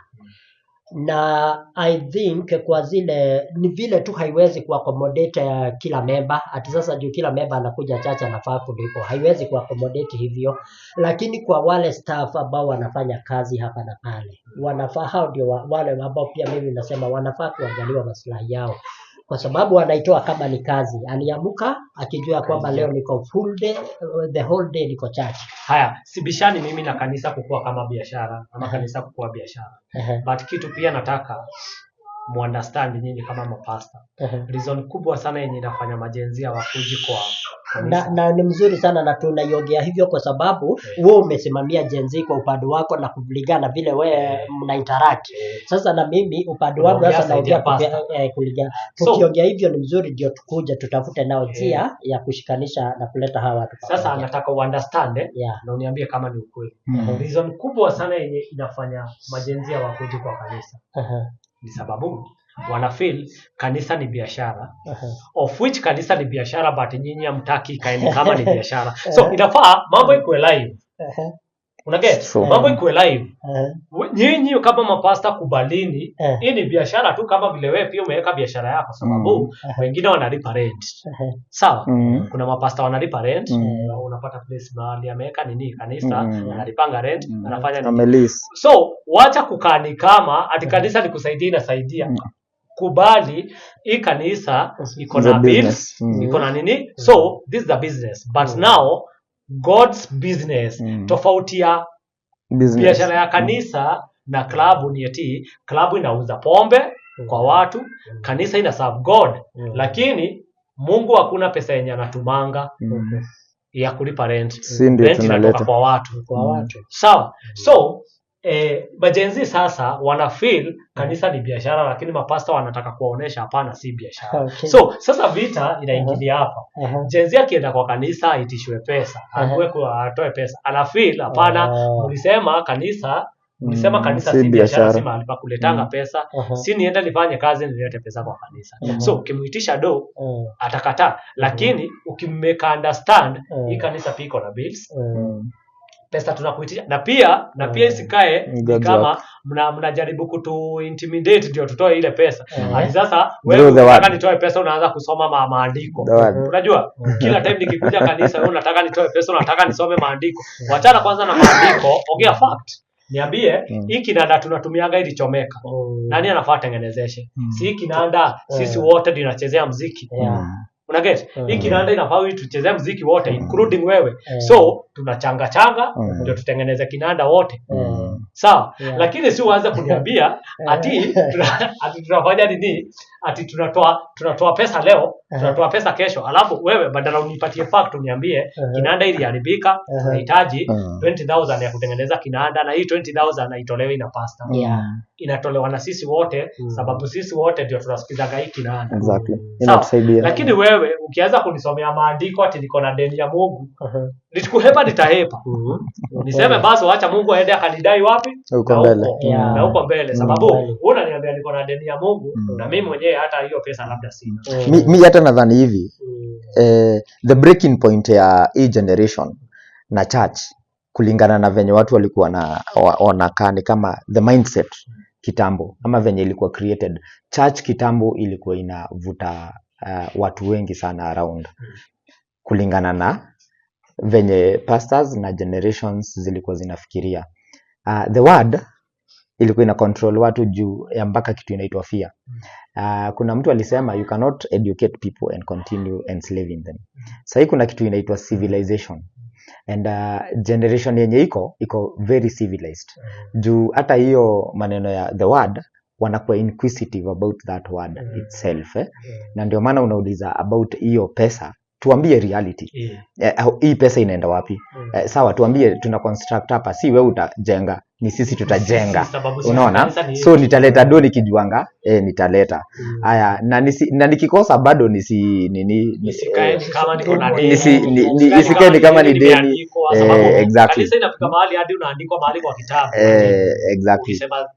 So now the church even nani pastor alikuwa ametuambia from the beginning, the church hata haikuwa hiyo that house. Ilikuwa the church was in us. Sasa wewe ndani yako. So wewe mwenyewe unafaa kudeal kama wewe kama a church. Na ndio maana ulikuwa unatuambia another point ya ati wewe unafaa kudeal na Mungu wako anywhere, hata ukiitwa kama utafika kwa hiyo church. But it is good to fellowship together. Kuna mahali Paul alikuwa anasema, kuna kale kawimbo ka Kikuyu, Fauru akimera nijokagia gatho nagamu hoera gwataniro yotura. Unaona hiyo gwataniro yo, unaona hiyo kushirikiana ni kitu muhimu sana actually. Nadhani fellowshipping. So I think hata ile time wewe ringster ama mimi ama pastor, ile wakati tuko pamoja tukiongea something, hata kama ni ile chama ya nduthi tukiwa pale hivyo kwa kazi, they feel empowered. Muna share things. So I think it is something that brings people together. From my perspective ya nimekuwa na Mungu wangu hiyo muda yote. So on Sunday pastor na yeye amekuwa mahali amekuwa, na wewe umekuwa mahali umekuwa. So we come together, those energies come together, tunashirikiana, tuna have that time na mnatiana nguvu, tunatiana nguvu. On that note, hata nikikukata tu kidogo, ndio maana pale nilikuwa nimesema about fellowship. The problem imekuja tu now how to bring out this church. Hiyo ndio inaleta shida. Na hapa ndio sasa ukiongea mambo ya biashara, tukubali kanisa ni biashara, ndio utapata ya kwamba kuna pastor wengine wameamka saa hii wanahubiri sana, lakini wao sasa ni biashara tu ya kupata pesa. And then unakuja mahali pazuri sana hapo, nilikuwa nataka kuweka jina accountability. Sasa huyo pastor anakosa kuwa accountable kwa sababu kama ni mchango ilichangwa ya kutengeneza hapo, anataka yeye mwenyewe afanye vitu zake ndio hizi pesa bado zibaki na yeye, na maybe ile kazi haitakuwa imekamilika. Unajua sasa wewe ukikuja usikie mlichangishwa 3 months ago, the same project pia saa hizi mnaambiwa mtoe pesa. Unajua ndio utauliza basi tupewe accountability ya ile hesabu ilikuwaje, kwa sababu sisi na mimi nilitoa. Ukiniambia tena nitoe unless unipatie hesabu nijue imetumikaje. Sasa sitaweza. Kwa mwezi mnabai piano mara 3 unashangaa iko wapi zenye zinakuja, kwa sababu sasa ile uzuri imeondolewa imeletwa ingine na hii si ati imeenda kuuzwa. Basi julikane ya kwamba itapewa teams nao wakuwe nao wanaendelea kucheza na hii. Mimi kuna kitu inanifurahisha saa hii Ringster na the modern church. Kuna church ukiangalia kama umefanya your background research, ukimove around unaona churches zimeanza ku create institutions kama za education. Unapata wako na shule, ni kanisa lakini iko na shule, unaona. So hii kanisa bado ndio ita pull resources za ku make sure ile shule ina run, na shule iko na administration yake, but it falls under the church, unaona. So tukakuwa na church inakaa kama inatusaidia juu hiyo, that is a private sector yenye ina support the government, because then we need kuna watu walikuwa na when we were colonized back then, turudi nyuma kidogo, when we were colonized tulicoloniziwa na kitu inaitwa power na tukasomeshwa kidogo, education kidogo, si ndio? Tukaletewa hizo churches, hizo mission homes na nini. And now if we can redo it in our own African way, nadhani education inaweza support our government. As in, see education private sector kama church, religion ikisupport government, government itaacha kuachilia religion sana, juu religion nayo imekuwa ni kama imebebwa sana na gava mpaka inaogopa kuongea. Unaona nani pastor mzima anauawa. Nilikuwa nasikia hiyo kitu wakisema nao tumefika mpaka point ati mapastors ama bishops watatokea kwa street sasa ku riot. Imagine how bad it is, because the government hata isikizi this religion, but if privately wanaweza shikana na this government juu imeshindwa kusomesha, sometimes tukue raw as it is, unapata public institutions ziko more expensive kuliko private institutions which are offering better education ama services. Hata hospitali unapata zingine ziko cheaper kuliko za public, lakini zina offer, unaona. So I think tukaenda na that mind. Nikishikanisha hiyo nini yenu yote chenye watrai kusema na chenye pia ulikuwa unataka kusema, ikikombiniwa inafaa kuwa hivi. I think kanisa ilikuwa meant ikue kwa help ya society, but instead unapata inakuwa kwa nini ya private personal benefit. Like unapata kanisa ilikuwa inafaa kusaidia society, lakini sasa inasaidia pastor. According to God's will and purpose from the beginning, that was the aim ya kwamba church ni one pillar ambayo tu hiyo ndio inasaidia society. In this way ni vile tu sasa walikuja tena political zikaingia na nini. Ukiangalia history utaangalia tu hata hizi history na political na kila kitu zote zina add up kwa Mungu, kwa sababu the same rules hata tunataja hapa Biblia hiyo, the word of God, unapata ndio sehemu zingine zinachukuliwa na serikali inafanya constitution yao according na pia kulingana na neno la Mungu venye liko. Yote tu kirudi pale kama kungekaa vile kama siku ya the Garden of Eden as vile huwa inasemwa, hata saizi hakungekuwa na hizi shida zote. Na that was now the main agenda of the church congregation, ambao hiyo ni ya watu wawili watatu wako pale na wana mind about the society. Now hiyo Gashoka anasema ni muhimu sana ya kwamba tumefika level nayo government ikiwa sasa ndio political side iko so powerful, anything can happen, waamue tutashughulikia ama hatutashughulikia. Kama hivyo sasa unasema church zinakuwa attacked, maybe bishop anauawa hivyo tu, and then sasa government inaamua kwamba we are not talking about anything concerning this. Why? Na hiyo pia ikiingia maybe tena yenye tu itaturudisha ni ile tu ya Gen Z. Maybe mabishop na mapastors wote washikane waseme hapana, basi kama ni hivi na sisi kama kanisa tumeamuka na hatutanyamaza. No, shida inakuaga unajua tena hata wakiriot hawezi fanya, unajua riot inakuwaga effective kwa sababu ya distractions zenye zinakuwa Kuna picketing. Na sasa wao watafanya ile wao watakuwa peaceful, so haitakuwa na haitakuwa but sasa hiyo ni hapa Kenya, but pia unaona pia Kenya pia tuko na shida. As a country tuko na shida pia, sababu tuna believe kwa nini yetu tu ati bila distraction hakuna kitu inaweza fanyika. Usipokuwa ni hizi division tuko nayo kwa church yenyewe, kwamba mimi ni pastor, huyu ni pastor, huyu ni pastor, lakini tunakaa pia hata sisi tunakuwa na division zetu wenyewe. Kanisa ingeshikana kitu kimoja tu, as the word church, just the gatherings, but the agenda and the aim is just one. Hata inafaa nchi kama ya Kenya inafaa atakuwa controlled by the bishops. Archbishops ndio wana control. Kwa sababu gani? Hakuna tofauti kubwa sana ya serikali na church according to God, kwa sababu God chenye anaangalia tu ni justice. Ndio kuwe na church, ndio kuwe na serikali. God is looking for justice, laws and rights ziweze kuwa sawa sawa. Lakini ukiangalia pia kanisa saa hii, sasa mimi naweza sema kanisa pia zinakosea, sababu sasa kanisa zimeanza kukua part of the political nini. Unapata kama si umesikia watu wakishinda wakisema kama time ya elections last time, wengi walikuwa misled na kanisa. Lakini unapata pastor anakuambia tuchague huyu sababu yamekula. So unajua hiyo it is not an issue. Kama saa hii ukiangalia venye watu wanaiaddress juu any politician anatafuta mahali anaweza pata mob ama watu wamekusanyika, a congregation ama unaona. So one of the areas anaweza pata watu kama 100 wako pamoja ni kanisa, si ndio? Na kwanza kanisa wako controlled sana, sababu wako controlled. Wakiambiwa na pastor ni hivi. Exactly. Unaona? And now mimi nikikuja kama a leader, I'm also a member of the church. Yani okay, si lazima nikuwe member, niko invited to the church. Church inakuwa imefungua milango za kila mtu. So mimi nikikuja na as a dignitary, kama mimi ni mtu mkubwa, hata nikikaa pale nyuma utaona tu nimeitwa na mtu mimi ni MP wa area, ninatafuta kitu. Unajua watu wamenisikia, nitaitwa nikae wapi? Pale mbele, alafu nipatiwe my 2 minutes za kuongea. Now what happens is what we take from the church, and venye tumechukulia church si wote. Hata mimi mwenyewe tuseme mimi ndio nasimama, nikipata hiyo chance ya kuongelelea kwa church, I will do my politics in church.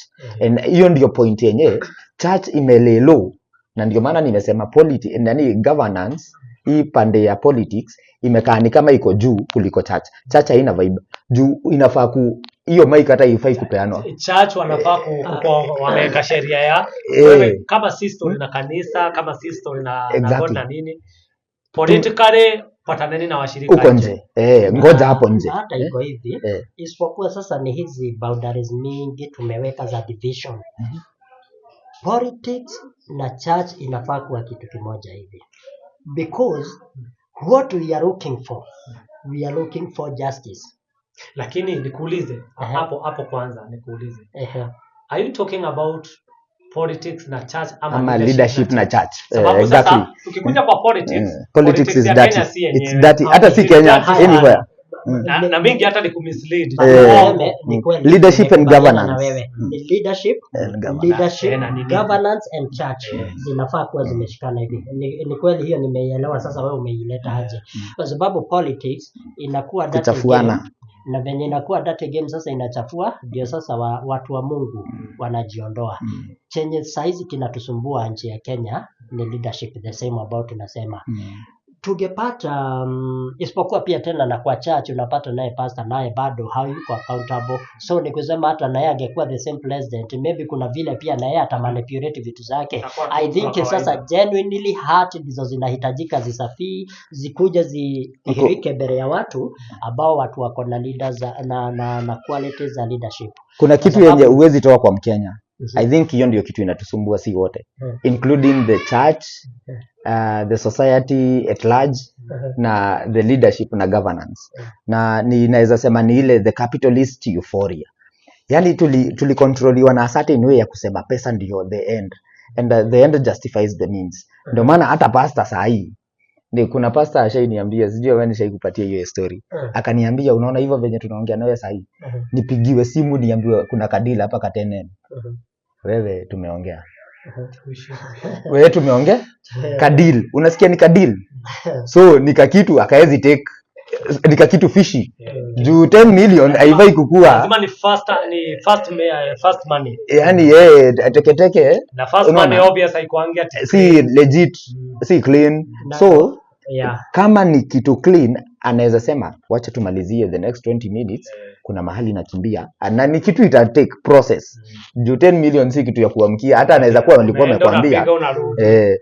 Sasa it is that euphoria yenye nasema unafurahishwa na do. Yaani mimi ukinitajia do kwanza nimejisahau. Nimesahau nilikuwa nimebeba hiyo kitu. Pia shida nyingine yenye tuko nayo. Sijui bona tunakuanga tumekuwa mentality ya kukani kama tunafikiria mapasta si binadamu. And that's where now we go wrong.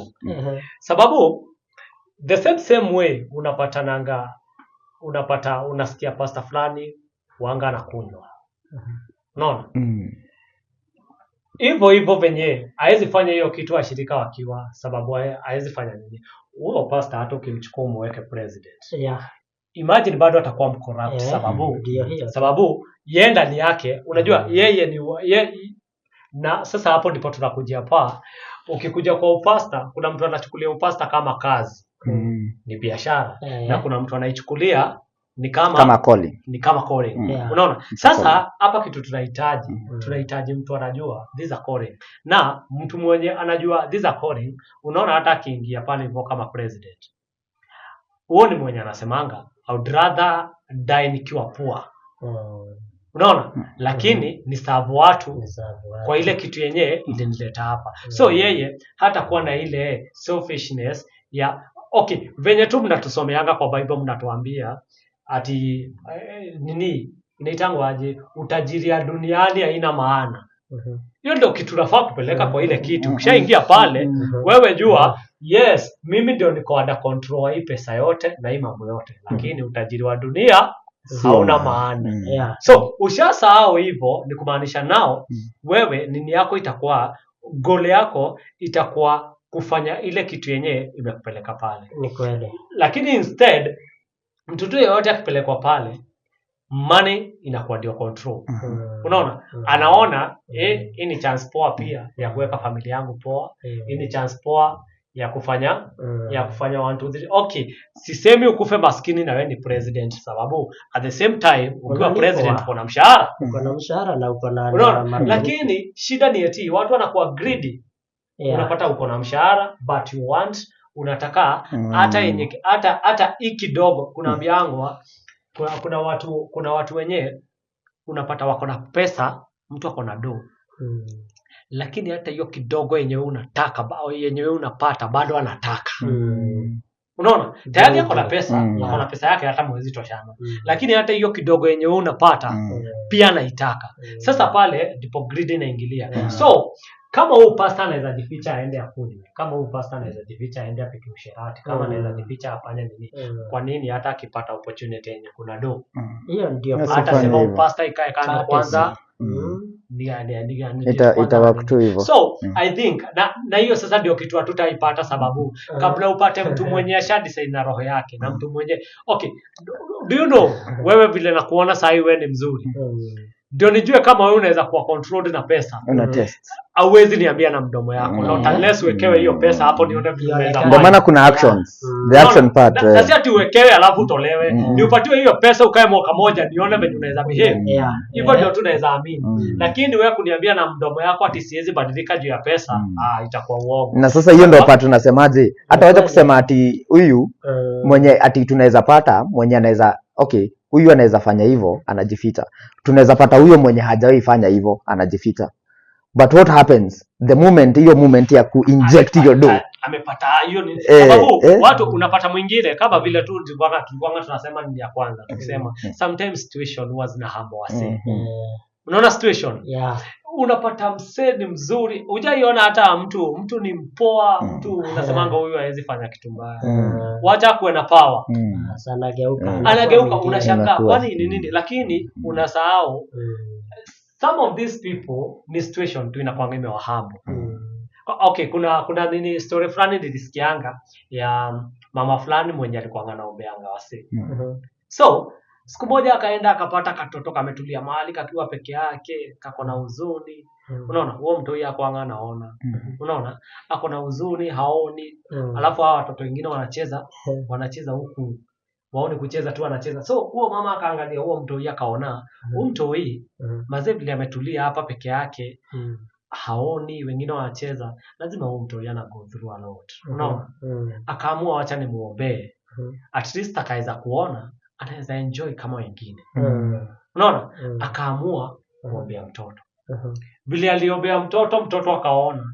Mtoto kuona tu hivi na akaona watoto wengine wakicheza. Kitu ya kwanza yenye alifanya, alienda akapata mtoto mmoja akamuua. Hao wenye walikuwa wanacheza. Alienda akamshika akamuua.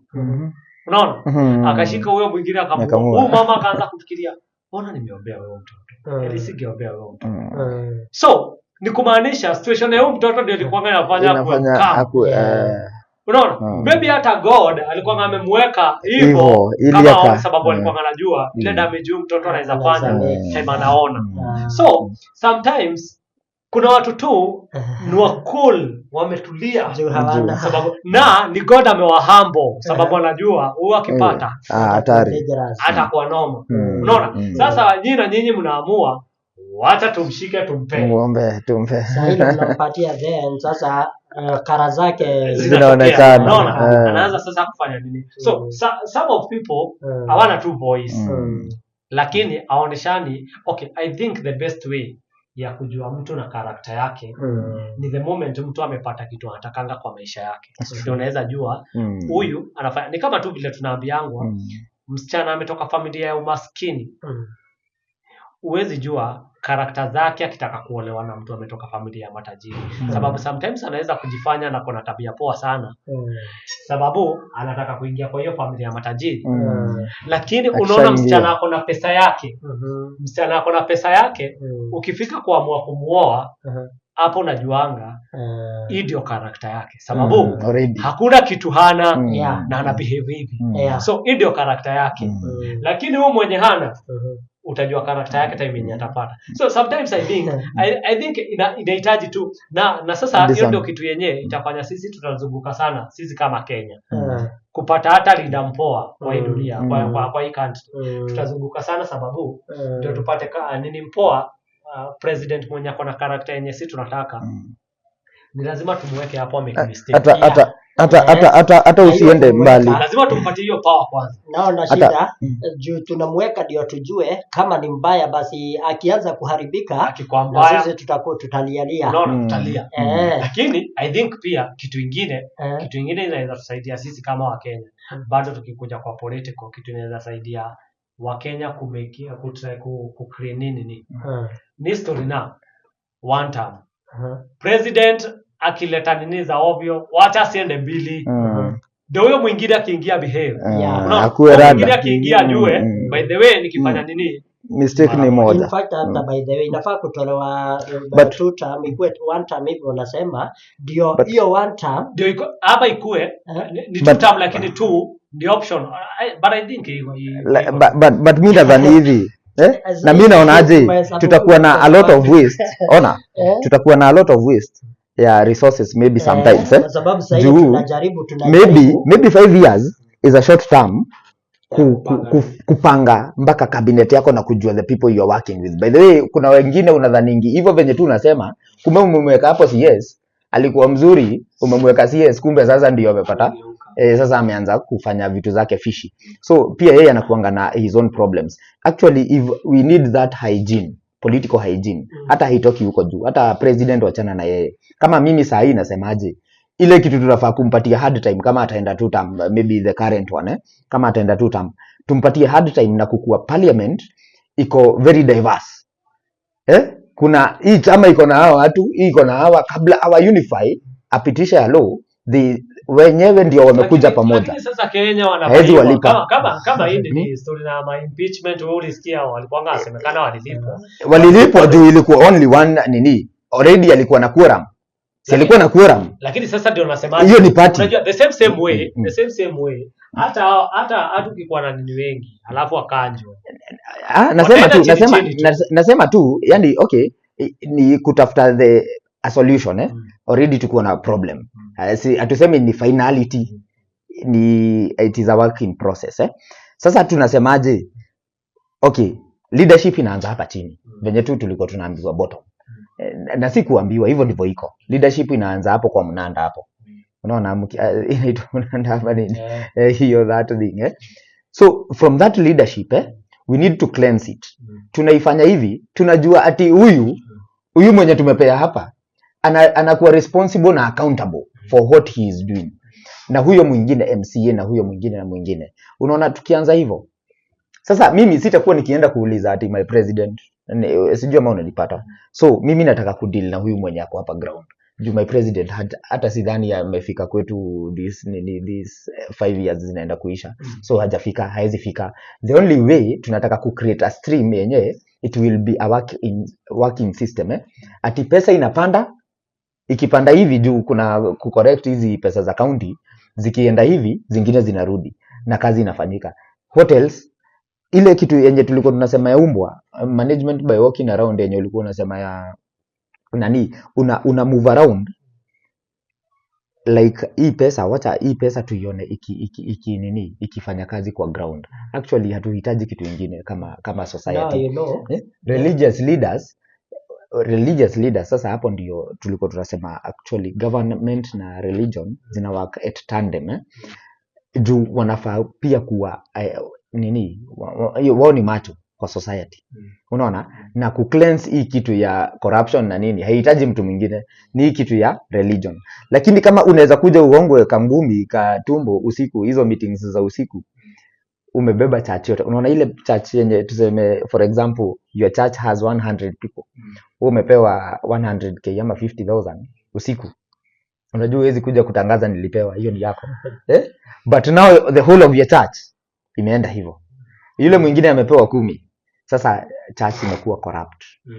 I think pia hata hawa watu wa chini wanakuwa corrupt kwa sababu pia ya kutoka juu, force kutoka juu, kwa sababu as an MCA ukiniambia pia hiyo mambo yote umesema kwa ofisi yangu, maybe kuna pia pesa ingeenda labda isaidie hiyo hospitali iko hapo. Sasa hizi ni mambo na MCA hizo ni zinaitwaje?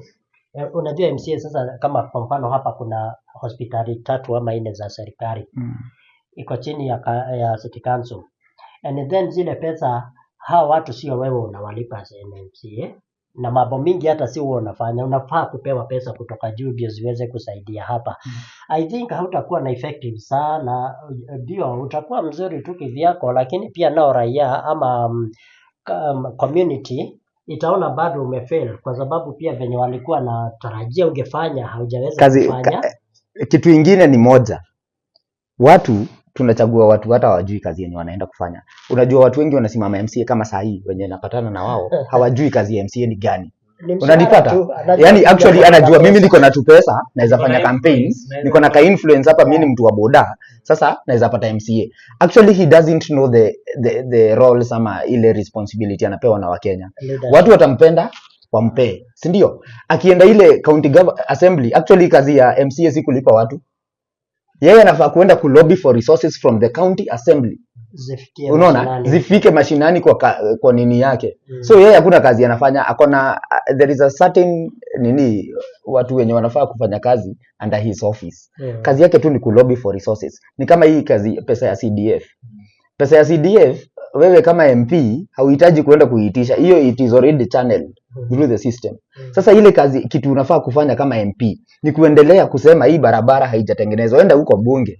Go and create those laws and nini. So kama hujui hiyo kazi, okay, tunaweza kupatia. Ukienda bunge unapatana na watu wako smart in those things. So utafanya nini? Si utakuwa chini. Mimi by the way nikipatana na wewe kama sasa nikikuja hapa kwa UDJ, nipate sasa nimepata Ringstar, si obvious mimi najua sijui hizi vako za DJ, si obvious nitatulia sasa, wacha unless niambie buda si kama nikuonyeshe venye iuenda, unaona 5 years zinaenda. Ukumbuke wale wengine walikuwa wamepewa pesa and then wakarudisha pesa kwa treasury ati yani anaonyesha amefanya kazi yote venye anarudisha, si nikusema already ile kazi ilikuwa ilifanywa hii ndio imebaki. Na ukisikiza watu wake wanadai kuna barabara zimeharibika, wanaenda kupanda madini kwa sababu zimeharibika, na huyu anarudisha pesa hapo. Ni the same as you say, wengine hata haelewi anafaa kufanya nini. Labda huyu alifikiria, unajua nikirudisha balance ya chenye nimefanya ataonekana akiwa mpoa, exactly sijaiba. Lakini bona urudishe na hapa kuna barabara bado hujakamilisha, unafaa kusema hata hazijatosha, exactly. So it is true, I think we have a society kama venye tulikuwa tumeanza the program, ulikuwa umeuliza about the generation, the current generation na religion na maybe venye watu wana think the general perspective ya things venye wanachukulia, na nadhani tunahitaji kitu inaitwa intergenerational leadership ama hata mentality intergenerational, like tunahitaji watu wa 70s, by the way they are very key in what we are doing, wenye wako 50s, wenye wako 30s, this is the generation now, 40s hapo tuseme 45 coming down, sasa this is the vibe, sasa we have a dangerous one, na tusipo reason sasa hii alpha, unaona hii alpha below 20 they will dare the devils, hiyo itakuwa noma bana, unanipata, sasa una deal na watu wengine. Sasa wacha hivyo venye unasema, sasa hao hata wako yako wadai. Nilikuwa nakwambia nikiwa huko mtu hii ashaniuliza buda, unaona, si ananiuliza tenje, mimi ni mwalimu wake, ananiuliza teacher kono unatumia simu gani? Jo jo nako form 2 already ashakupiga sasa hata kumfunza yani bado kiakili amekugonga kidesign, unacheki yani presentation yako kwanza anaiweka kando, anakuweka kando, anakuonesha yeye hapo, jo anakuambia bana nililetewa 150k na mycs, hiyo ndo natumia home.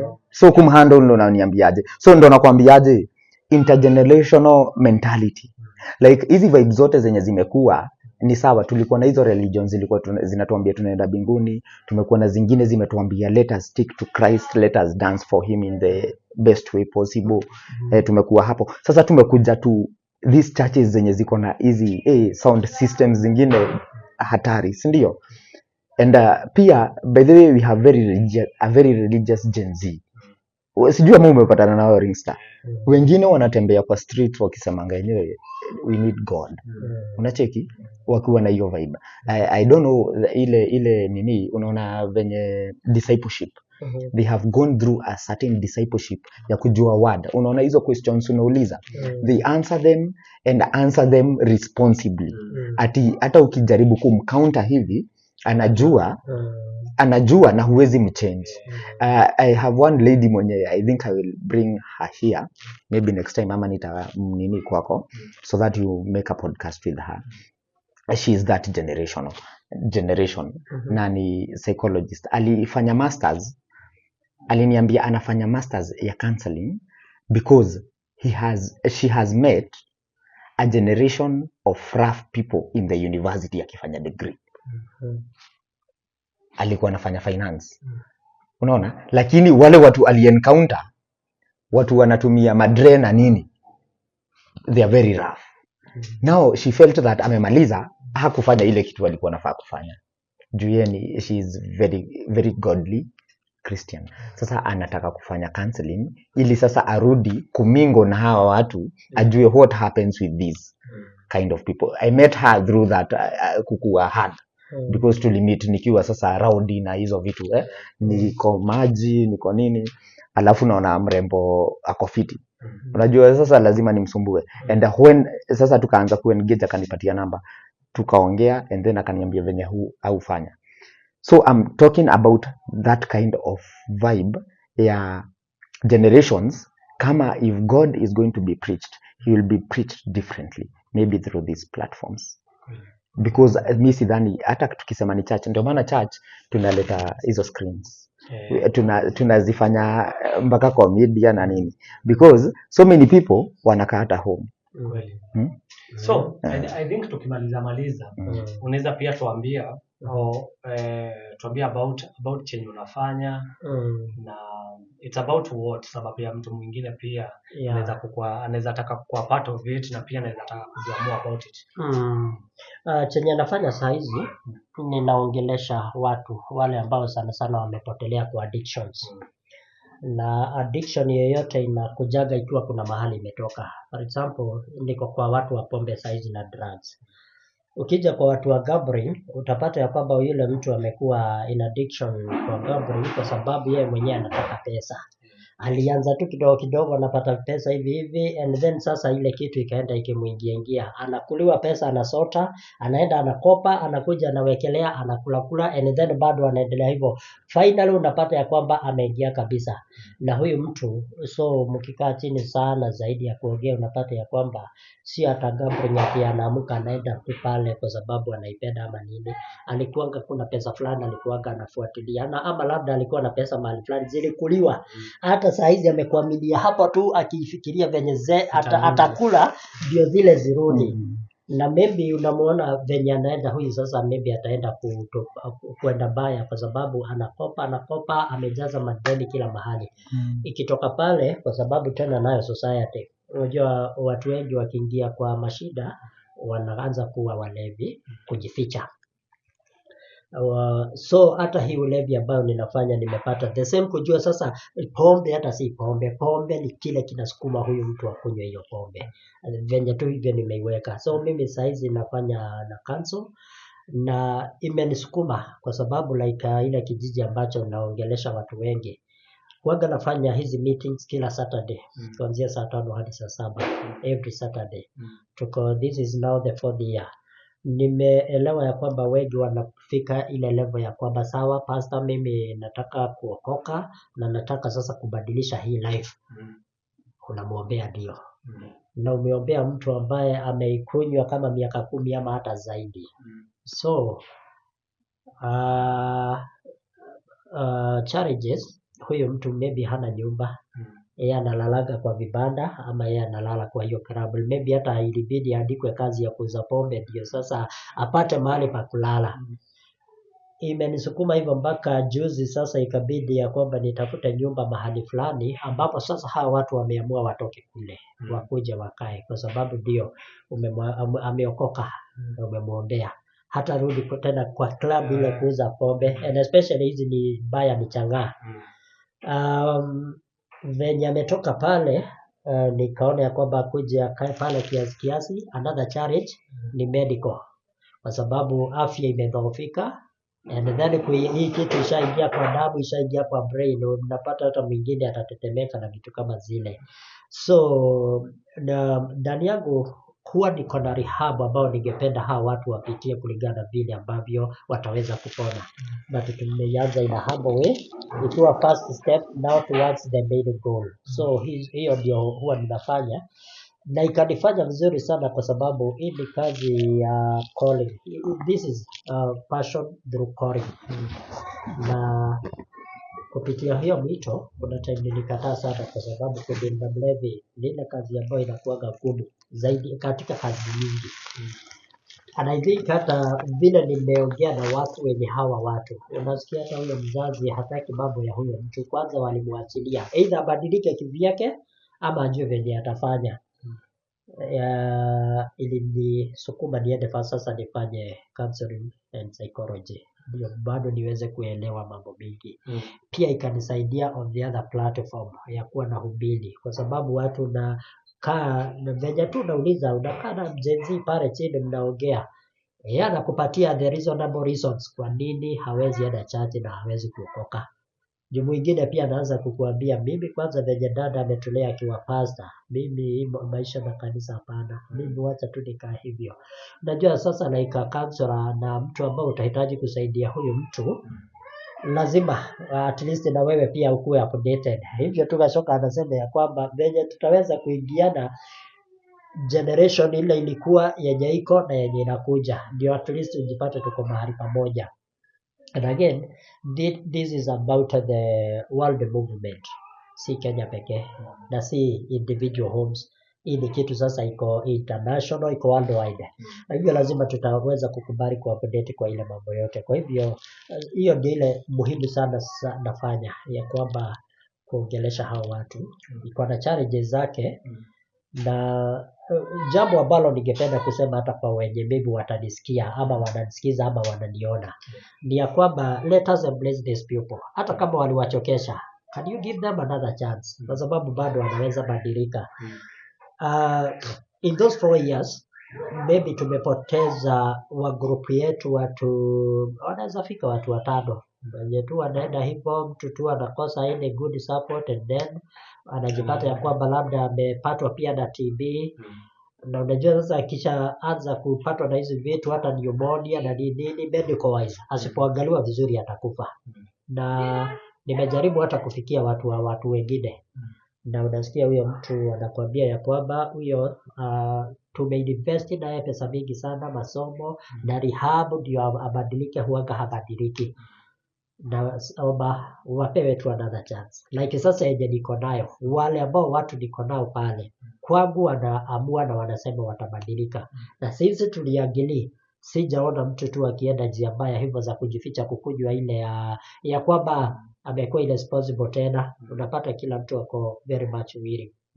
Maybe sio tu wale niko nao, hata wenye huwa tunapeleka. Na pia jambo lingine maybe naweza sema kwa watu wa watu,